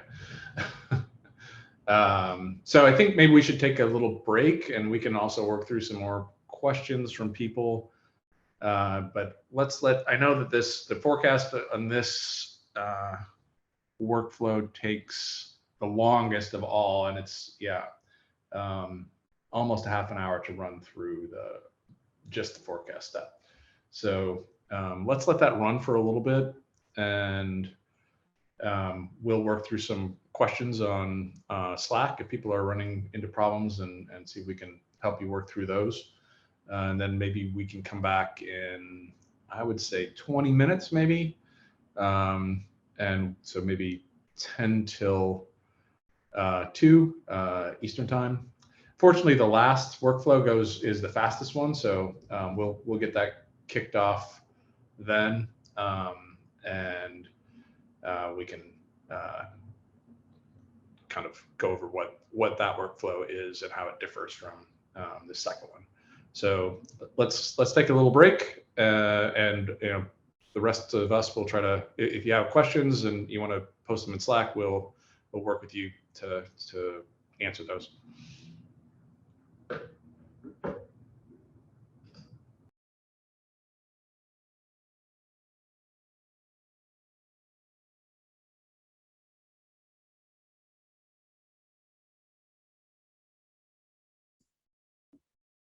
Hey, Gerard.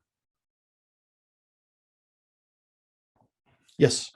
Looks like there are quite a few people who are interested in your slides. I'm sorry. Yeah, I'm gonna put it in the Slack channel. Okay. Sorry if I missed that already. I was multitasking. No, I'm trying to find it. Yeah, just a second. Okay, thanks.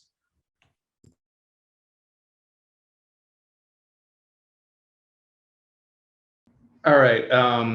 So I don't know how many people have gotten through. Probably almost nobody's gotten through the second workflow yet. But in the interest of time, I think what we should do is move forward.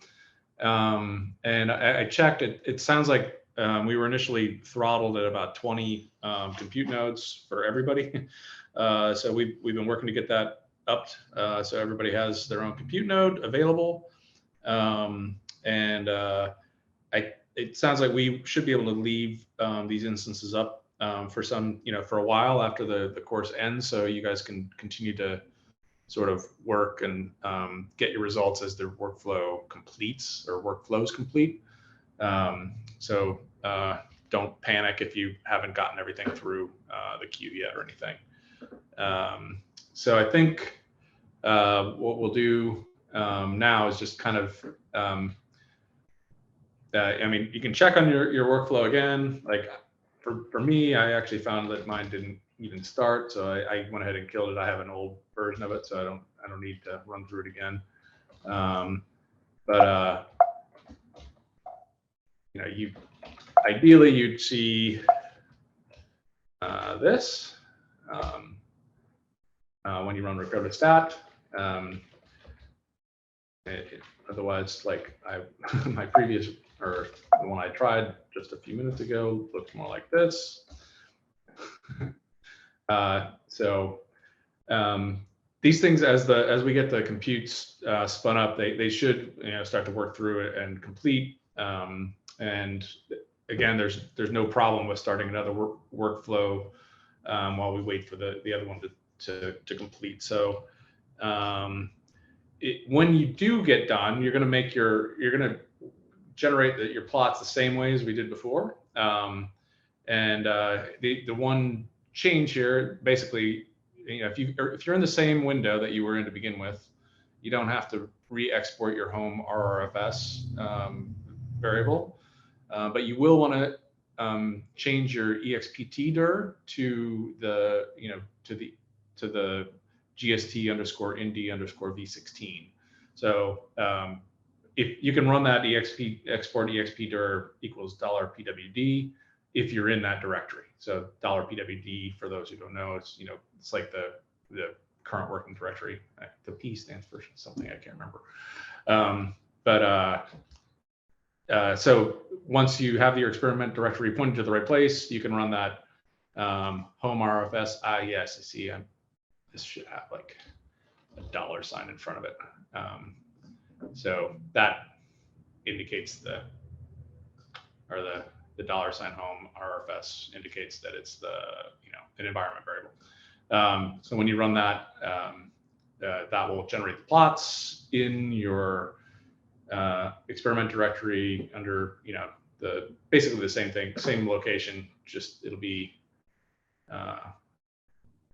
GST Indy V16, and then under the date and postprod. What we can do is I will show you what they look like, and I will actually share them again, like via Slack. So let me share them first with Slack, and then I will I'll show you what they look like.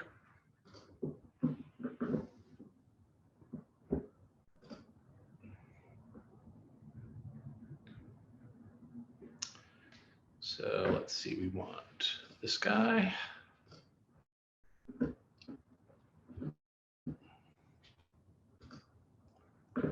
It might take a little bit of time for it to upload. And I will.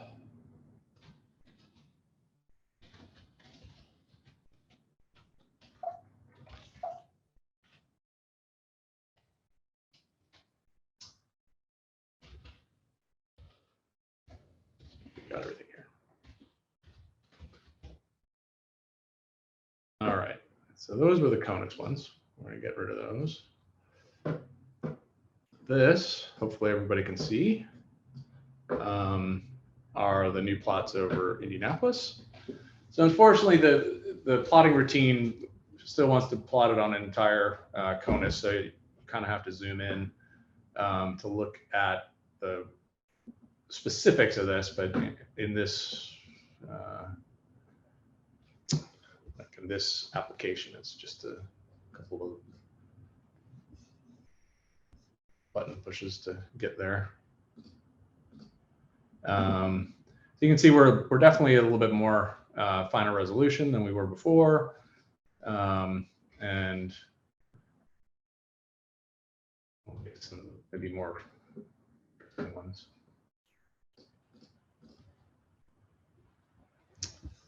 Oops, sorry about that.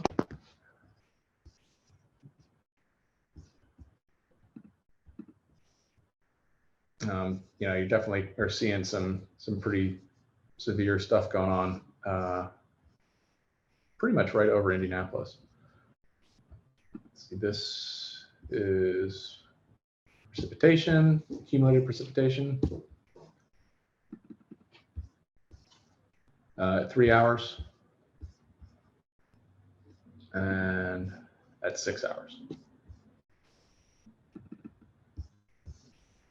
So definitely, significant rainfall. Yeah, Mark, you can actually see what I think is a storm split there, resulting in two paths of precipitation as it moves from eastern Illinois into Indiana. You get the left mover going north, and the right mover stays more or less east-west. Same thing kind of happens in southern Indiana. So yeah, you're seeing each of the paths of the storms here as they track through Indiana and produce quite a bit of rain and severe weather. Yeah, cool. You can look at the reflectivity too. You can really see them. So let's see what that looks like. This is at 3 hours.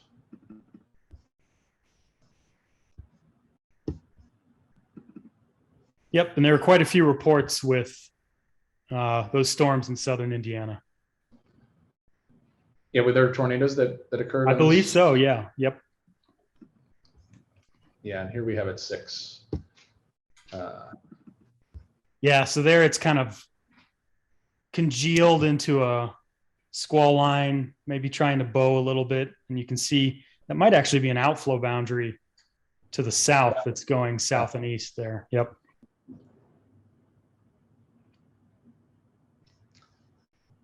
Yeah, so hopefully all this will become available to you guys as soon as your workflow is complete, and you can download the plots, or again, as if you want to just pull them from the Slack, you can pull them that way. You should end up with the same plots. So, and again, we're running with the V16, so we don't have anything for these last updraft helicity plots, but when the next run, we will have stuff there. So let's go to that step. So we're going to run one more time this workflow, and this time what we're going to do is we're going to change that physics suite. So we're not using the V16 anymore, and we're going to change it over to using the V1 beta suite for Rufus. Jeff can probably talk to this a little bit more than I can, but this physics suite allows for the model to handle convection, whereas in the V16, the convection is parameterized. So in this case, it's actually using the results from the model to for the physics of the convection and the convective updrafts and probably downdrafts for that matter, I suppose. Yeah, so it's explicitly resolved in the dynamics based on the resolutions being used. So we turn off the convective parameterization. So that's another reason why you don't want to run this scheme at a coarser resolution, because it does not have the cumulus parameterization included. So it's really meant for those convective allowing resolutions like we're running here. And where does that generally, like, what's the cutoff for? That's a great question. There's something called the gray zone, which is typically between 4 and 7 kilometer resolutions. Anything above that, you absolutely want to have cumulus parameterization turned on. Anything below that, you don't need it. But in that zone, it's not exactly clear how it should be handled. And that's typically why most models don't run at those resolutions. Right, okay. So, okay, we're gonna run now the V1 beta workflow. So if everybody can, and again, you can submit this while your other workflows are continuing to run. It will just run either side by side or after the second one completes. Hey, Mark. Yep. Sorry to interrupt for a second. I just want to make sure people who haven't finished their first workflow at least get that finished. Can we? I don't know. There were several people on Slack saying their first one hasn't finished yet. Can we check on that first before we have everybody launch the second one? And if it's a matter of resources, so that. So my understanding on the resources is that they should be spinning up. Let me see if I got any more information on that.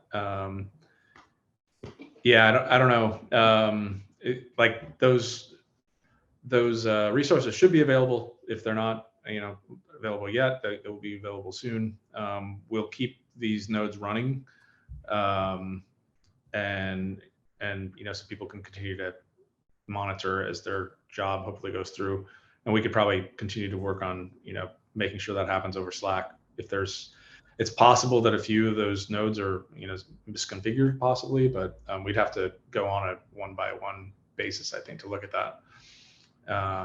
And Sorry, in the interest, in the interest of time and trying to get as much of the information we have about like what these things are, I think it's better to just go ahead and have people launch the next one, and then we'll, kind of circle back and try to make sure we can fix these problems for people. So if you want to CD back to the, your regional workflow OOSH directory, we have another config script already pre-configured. It's config.sh.indy.v1 beta. You want to copy that to your config script, and then you want to run the generate FP3LAM workflow script again. I already started this one, so I'm not going to rerun it, but I will copy these commands into Slack. So first of all, you want to CD to this directory, right? Slack channel. Okay, so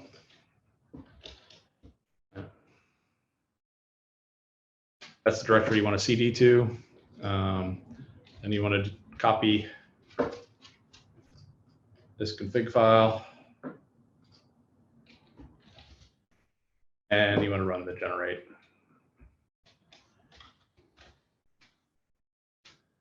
script, just like we did before.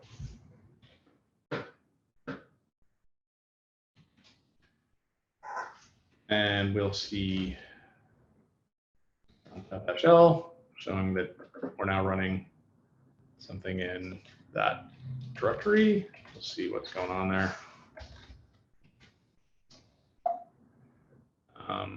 Yeah.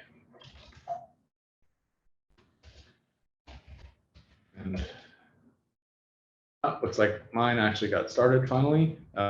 So this one is a lot faster than the other one. The forecast itself is faster, presumably because the physics is faster. Let's see. So now let's talk about what we're doing. We'll open up this window again. And really, I mean, if we did a vim diff of this config.sh and gst indy t16 config.sh, what you're going to see, so on the left is the new one. We've changed the name right here. You can see we changed the name to v1 beta instead of v16. And next up, you see we've changed the physics suite here. So we now have, we're using the Rufus v1 beta physics suite, which, as Jeff mentioned, is this convective-allowing physics. And another key component here is that we're now using a different external model for the ICS and LBCS. So the HER and the RAP are probably better suited for the higher resolution runs. So we switched over to using those, the outputs from those models to drive our forecasts in this case. So those are basically the main differences that we're seeing between these two configurations. Otherwise, everything is the same. We're running over, over Indianapolis, just like we were before. It's 3-kilometer resolution, and we are, going to see what we generate when we get done with this. So again, looking through, these are the differences basically between the two configurations for the experiments. When we get to the end of this experiment, which again should be once you get it running, it should be it should be pretty fast, and we can go ahead and plot those results again, but we also have another script that will plot the differences in the results, and that script is under your regional workflow OOSH Python, and it's called plot all vars diff.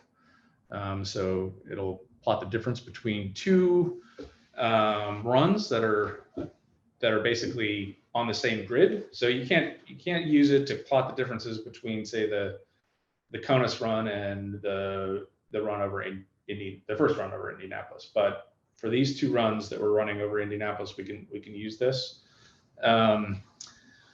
It is kind of it's got the script has a lot of parameters. So I'll post those parameters in the Slack channel, and it takes a while to run as well. But again, what I can do is I can upload the plots that we've made, and we can go through them a little bit as well. But let me first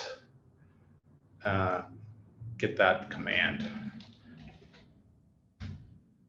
So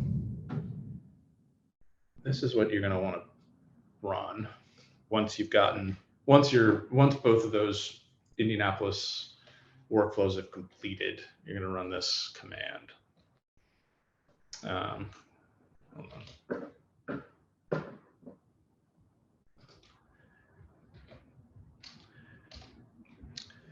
So yeah, we're basically, we're giving it the date. We're going to look at, this is going to plot every hour for all 6 hours. You're giving it the two different experiment directories as inputs, and some pointers to where various external files are needed by that plotting script to generate these differences. And let me go ahead and I could start it. Well, I can't really start it because I haven't finished my my run yet, but what I will do is I will upload it, what I've gotten from previously. So let's do that. I'll upload actually both what you'll see from this Rufus case, and then I'll upload the differences, and then we can look at them both. So let's see here. So these are the V1 beta plots.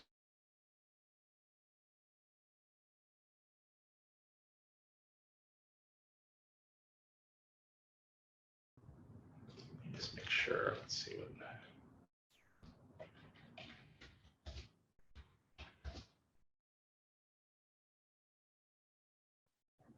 I don't think I made a.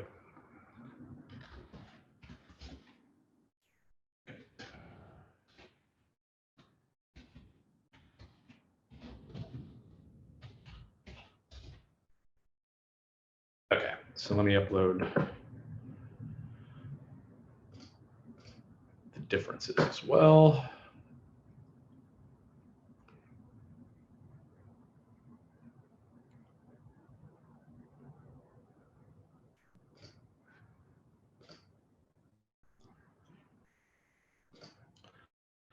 Okay, so let's take a look at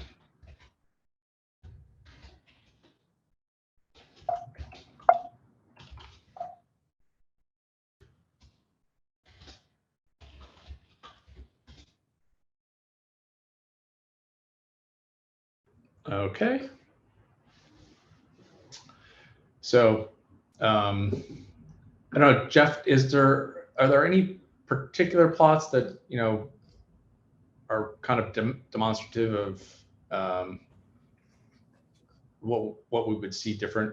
Yeah, the best one is I mean, the environmental fields, you'll see some differences, but reflectivity really will illustrate the difference here between the physics and the convective allowing used as initial conditions. And when you compare that with what we saw previously, we have much more detail. The cores of the thunderstorms look much more realistic. It's not as diffusive, we could say, than as what we saw previously. So you can definitely see a difference in terms of the structure here. Okay, cool. So this is from 3 hours in, and this is from 6. Oh shoot. Trying to drag it.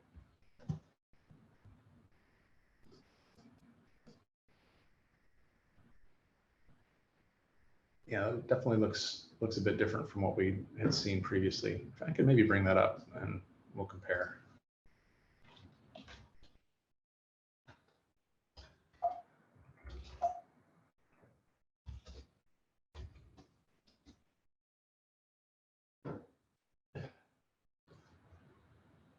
All right.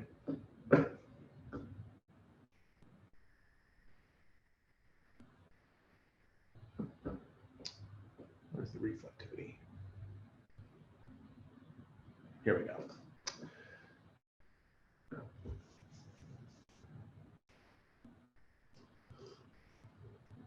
I think I got this in the right one. Yeah, Mark, since things have kind of gone upscale, they're going to look somewhat similar at this point.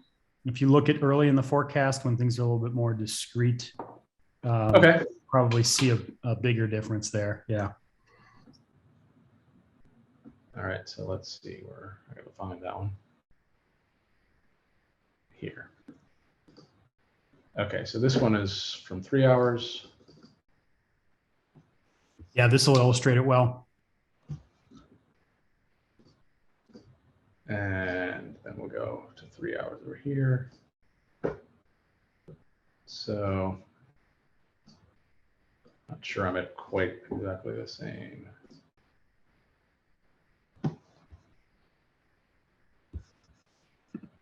Yeah, I definitely see quite a bit of difference between those two plots. Yeah, the RFS V1 beta is obviously tuned for convective allowing scales. The GFS is not. So not only do you see differences in structure, but you're also seeing differences in placement of the storms based on forecast hour and things like that as well. Right, which is, I mean, pretty amazing that, like, you know, in just 3 hours, like that much difference is apparent. Yep. Yeah, it shows you how important the physics are and the initial Exactly. conditions. Yep. Yeah. Oh, right. Yeah, because the initial conditions and the boundary conditions were different. So Right. Yeah, that's great. So we can also then I'll bring up the differences as well, the correctly plotted differences.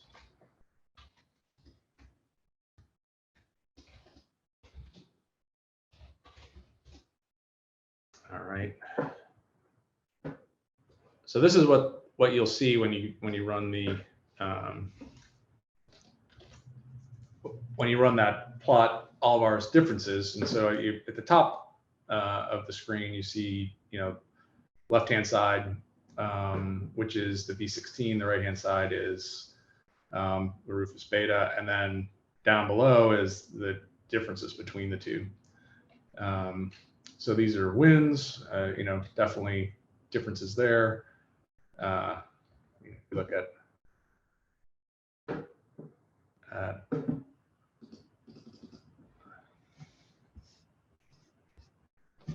Some of the differences zoomed in, that's fairly significant. And I think the, you know, like orange is, it's like six knots. Red is 8. So definitely some different different forecast values there. We can kind of plot through these or move through them. Maybe we can look at that. There's a wind still. Mark, I was wondering if you could also look at the updraft helicity, since we should have that now. Oh, right. Yeah.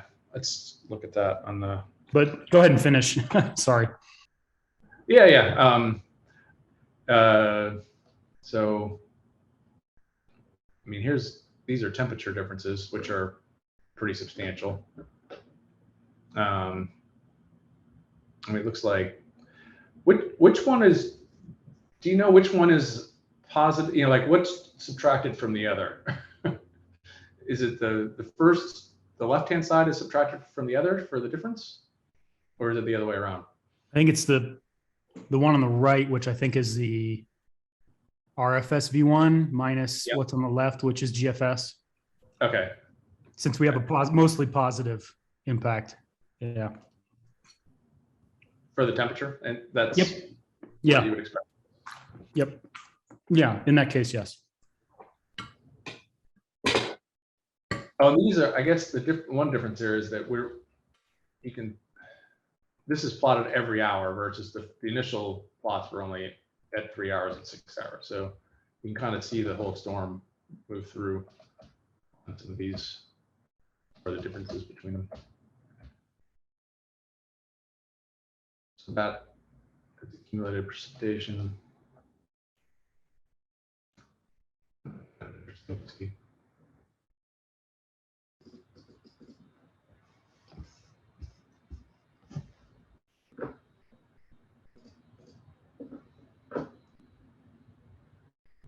So it looks like the Rufus decided this wasn't real, or as real as. Yeah, it's totally displaced in the RFS V1 beta run. So apparently north and south. So it just didn't have the same location as it did when we were using the other suite. Yep, that's what we're seeing there.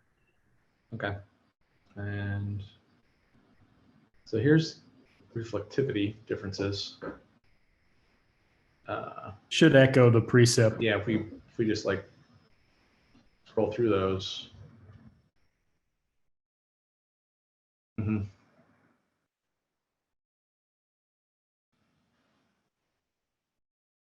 That looks like it.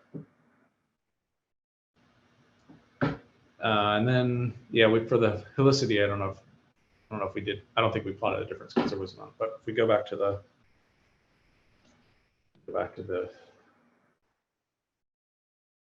this one, we go down. Do we have it?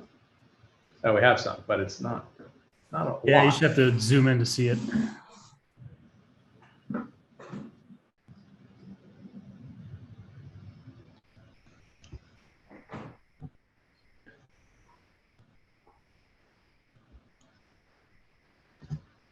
Yeah, so updraft helicity is really focusing on the intensity of the vorticity and the actual updraft of the thunderstorms. It's going to be very localized.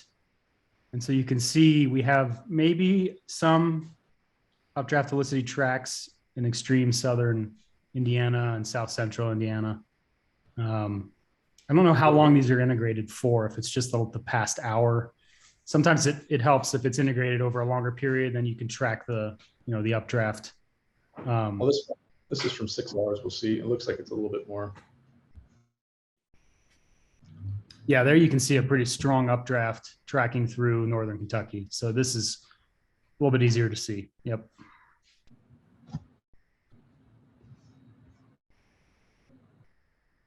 So the positive values show updraft and negative values or blue values. The Negative helicity is still, it could still be an updraft. It could be a splitting storm.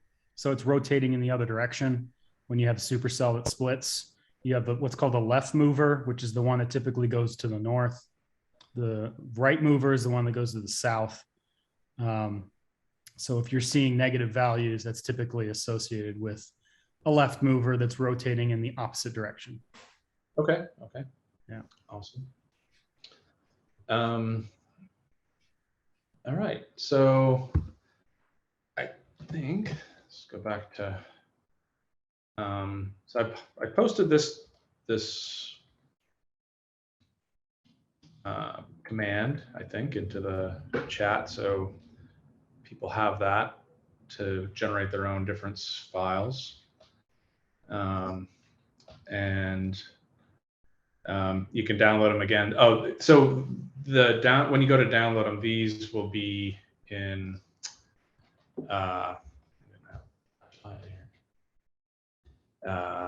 they'll be in the GST Indy V16, and they'll have diffs in the name. So that's how you'll find them.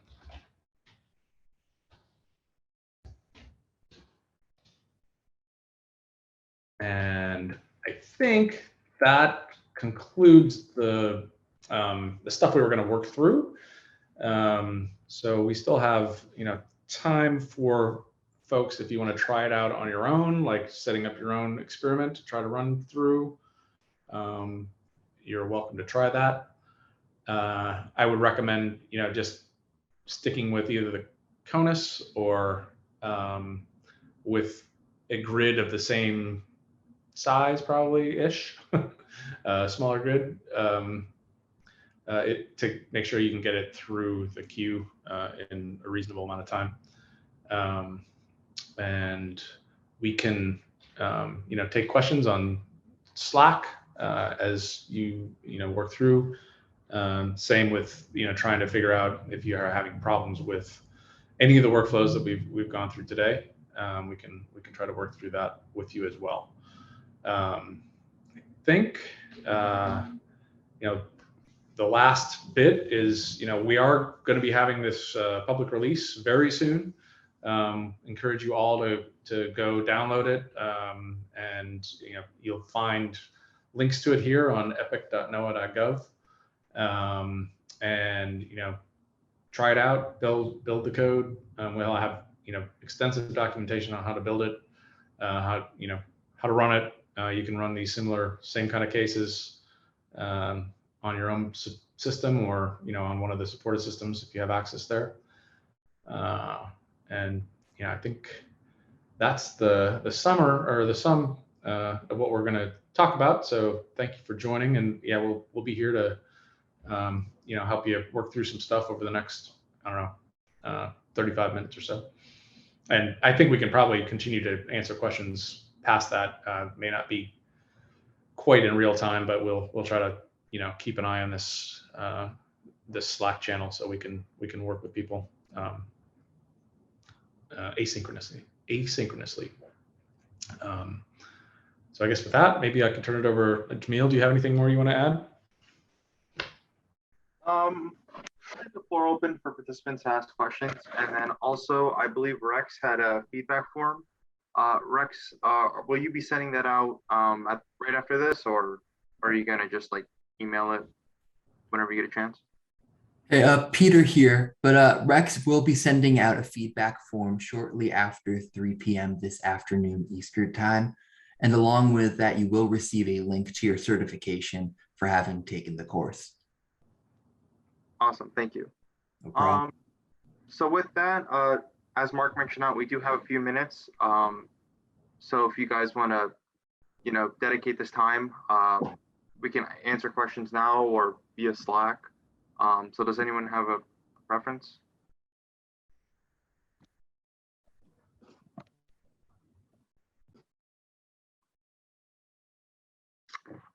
Preston, yes, I believe there will be a recording sent out to everyone. And then also us over at the Epic end will have a edited version of this. So it's going to not be as raw. But yes, there will be a video out of the recorded demo.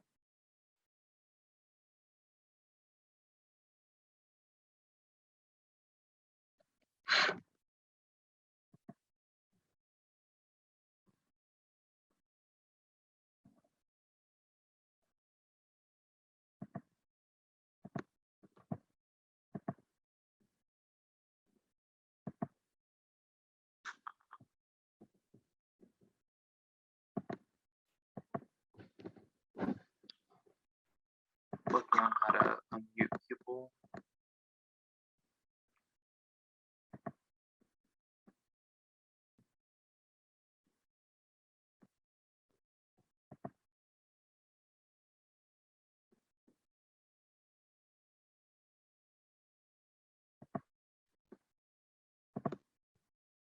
All right, now you guys have the option to unmute yourselves. So if you have any questions.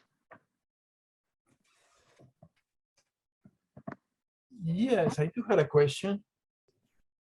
A technical question. Yes, of course.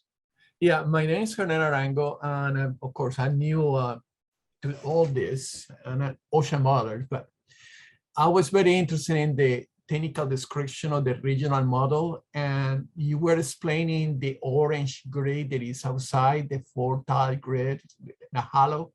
So if you understand correctly, this is you're evaluating the full stencil in the orange grid, so the input lateral boundary conditions in the right direction, like flows that go in different direction. Am I correct or not?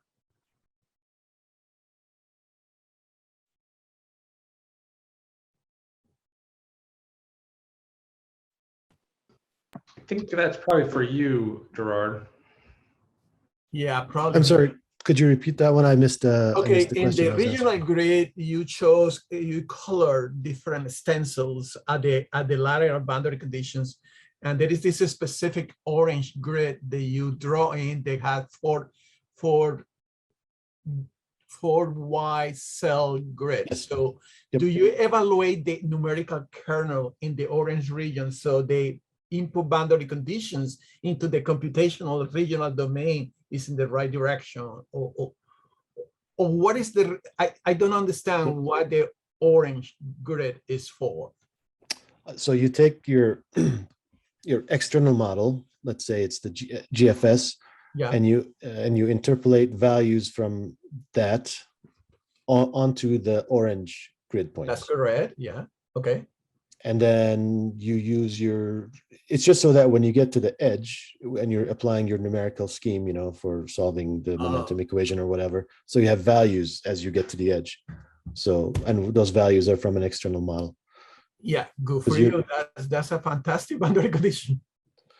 So yeah, but because usually there's going to be some discontinuity because the boundary conditions that you get from the external model aren't going to match what's on the inside. So we do that blending, halo blending. Okay. But that halo, just to be clear, is not the external 4-cell halo. It's on the inside, and it's 10 cell points. So on the inside, you get a combination of both the internal solution that FV3 has and the external model solution. You blend those together. Okay. Thank you very much. That clarifies a lot. Yep.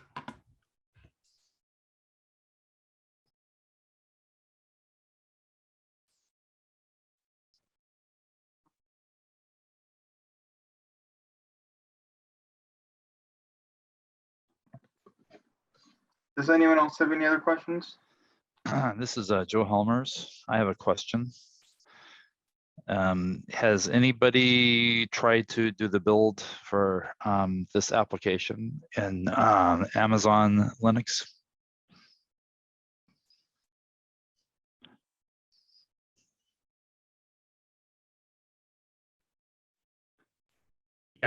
Yes, we have. And in fact, now this one's Ubuntu, but we have built it successfully and run it on an Amazon Linux-based instance. We've been doing that through NOAA. Through NOAA ParallelWorks has access to. They've kind of pre-configured instances, and one of them is using that base base image, I guess. Is that ParallelWorks a Google product or it's actually a NOAA front end to all to Google Cloud, Amazon Web Services, and Azure. So okay. Any of those three. The key thing about building the SRW is getting the HPC stack built and installed. So if you can build the HPC stack on, and it should build, you should be able to build it on pretty much any Linux, modern Linux, instance with GNU compilers over version 9, Intel compilers over version 18, and once you have that installed, then building the application is actually usually painless. Usually. Okay, thank you.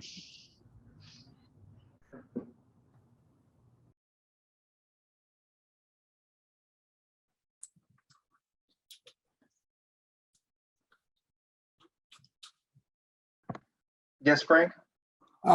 So I had a question about installing on a local cluster or something. The Rakoto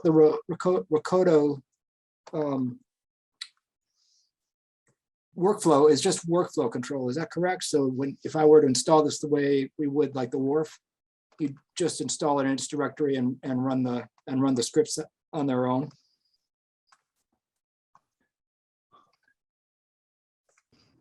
You can run through you could use those wrapper scripts that are under USH wrappers. Yep.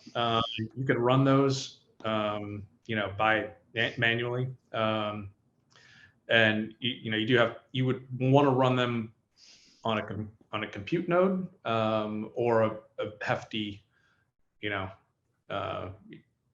desktop computer or something like that. Some place you're able to run MPI exec or MPI run from the command line. Yeah. So that's where the Rakoto helps. It submits the jobs to the queue and it runs them that way in a batch script sort of approach versus running MPI exec yourself or having a script that runs it directly. Right. Okay. Yeah. Are the memory requirements intense, or is it kind of like running a WRF with nested grids and things? It depends on what you're running. These scenarios aren't terribly hefty. They run on a single compute node. I don't remember offhand how much memory they take, but they ran on some smaller nodes that we tested earlier. They just ran slowly.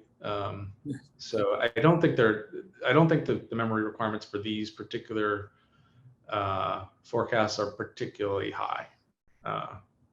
But it's all dependent on what you consider to be high. Unfortunately, I don't remember whether it's like 16 gigs or 12 or 24. I don't recall.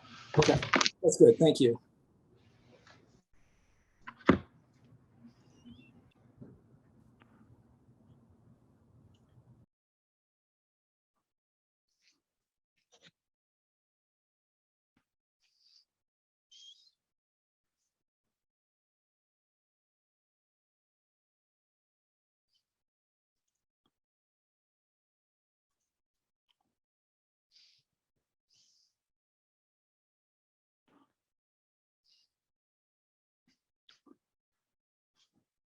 This is Joe Halmers again. Another question. Right now, we're running these tasks on Rakoto on single nodes.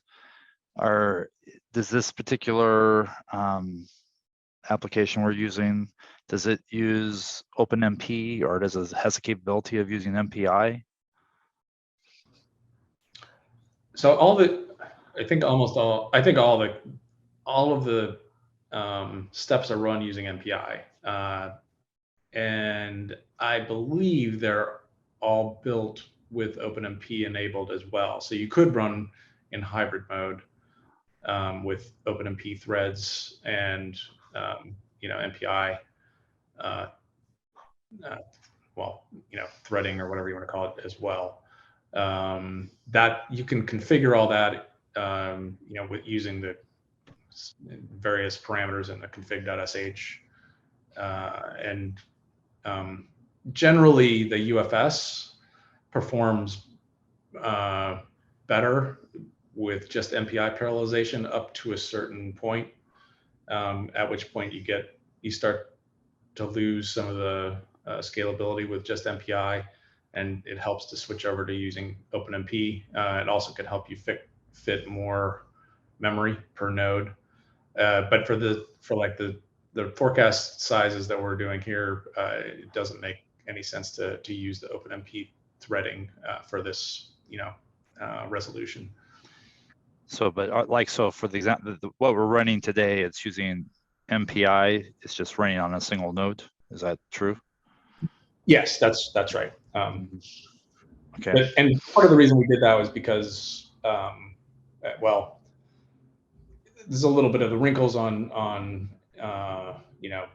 cloud computing. If you're running across multiple nodes, you need to have a higher throughput on your backend communications. But if you're running on a single node, then you don't have to worry about that. It's just everything's done in the same node.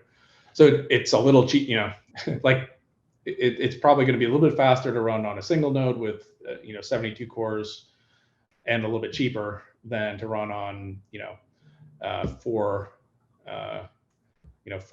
nodes that have a quarter of the number of cores, and you have to use either a more expensive fabric or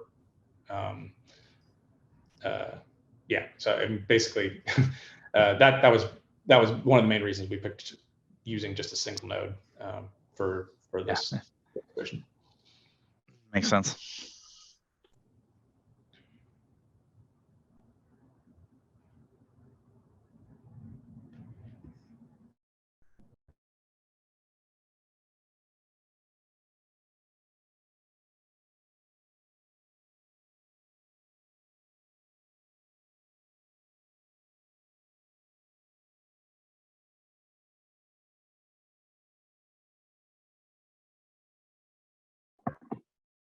Anyone else? Any other questions?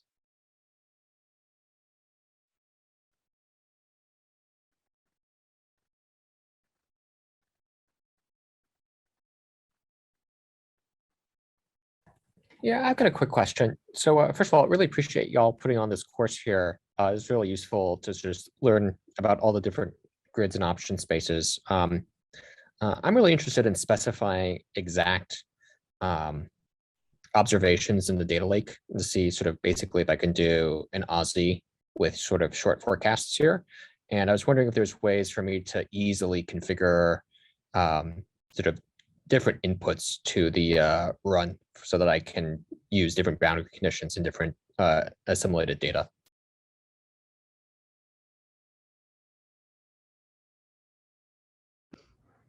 And that's going to be for either Jeff or maybe Gerard to answer that one. Do either you guys have an answer for that?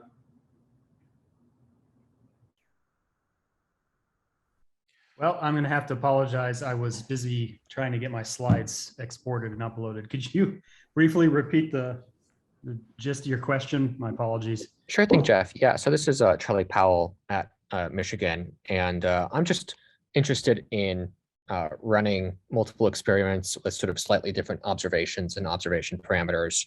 I'm basically doing sort of short run Aussies to see sensitivity to observations here. And I was wondering if there's an easy way to use a lot of the sort of containers and materials here to specify exactly the boundary conditions and observations that get assimilated.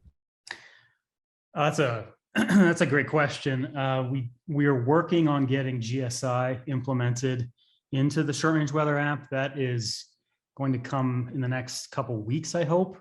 It's obviously been configured to run with the RFS prototypes that are currently running in real time at GSL and EMC. And those can be configured to deny or include different observations. And there's quite a bit of documentation out there right now on how to do that for the GSI. There's a GSI user's guide. So I'm not sure what your level of expertise is with that, but it will be included in the short range weather app in the near future. So you will have the opportunity to check out GSI in addition to the other repositories, build it and have it run the way you would like to configure it. And then if you wanted to include or deny certain observations, you could set it up to do that if you have the understanding to do that. Otherwise, I believe there's still a GSI help desk that's out there that's working, which could help you set that up if you needed some guidance on how to determine the obs that you wanted to include for assimilation. Obviously, we're going to try and move to JEDI in the near future, but that's still a little ways off. It's going to be running with the GSI first before we transition over to JEDI. Does that help? Yeah, no, I mean, yeah, I play a lot with the GSI. So if it's Okay. got a GSI Okay. feature in the pathway, that's awesome. Yeah, it does. At least the first implementation, if not the second. So there'll definitely be the support there to allow those in the community like yourself to run it with that turned on and to manipulate the obs. Yep.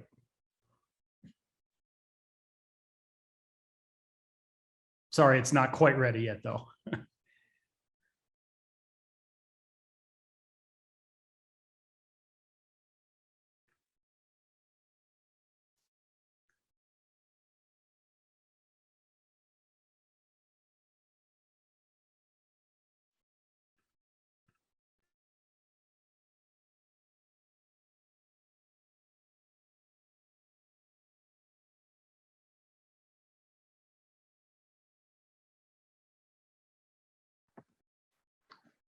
Any other questions?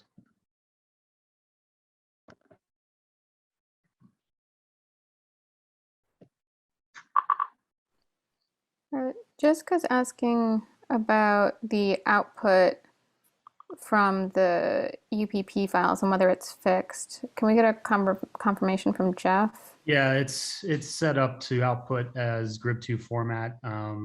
There is it's called an iTag file, which allows you to configure the output type. I think that you can choose from different formats. I know there may be NetCDF as an option if you wanted that, and you would just have to modify what is provided to the iTag file from within the workflow. That's a little bit complicated to do, but if that's something, Jessica, that you're interested in doing, we could help you do that.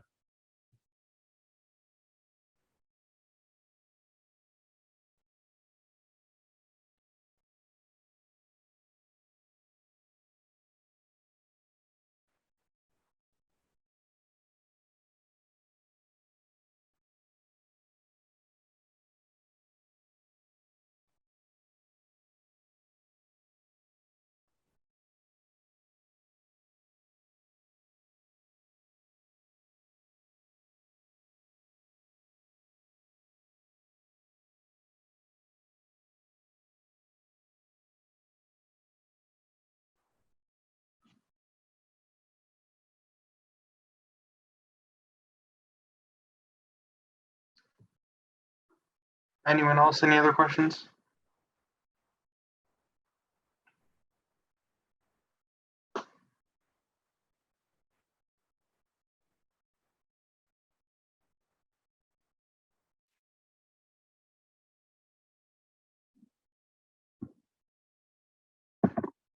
Alrighty, well, it sounds like this concludes our course for today. Like always, if you guys have any questions about the course itself or anything that we've talked about, please feel free to reach out. We're going to have the Slack channel ongoing. So if you can't think of anything now, but if pops up, please feel free to ask. I'm sure other people would be interested in as well. And so we're going to monitor that for the next few days. And as Rex mentioned earlier, there will be a certificate. So we will send that out to everyone's email, as well as a recorded demo for today. So thank you, everyone. We really appreciate it. This was the first time that we did something like this, and it seems to be a great success, and we look forward to the future events as well. So thank you all.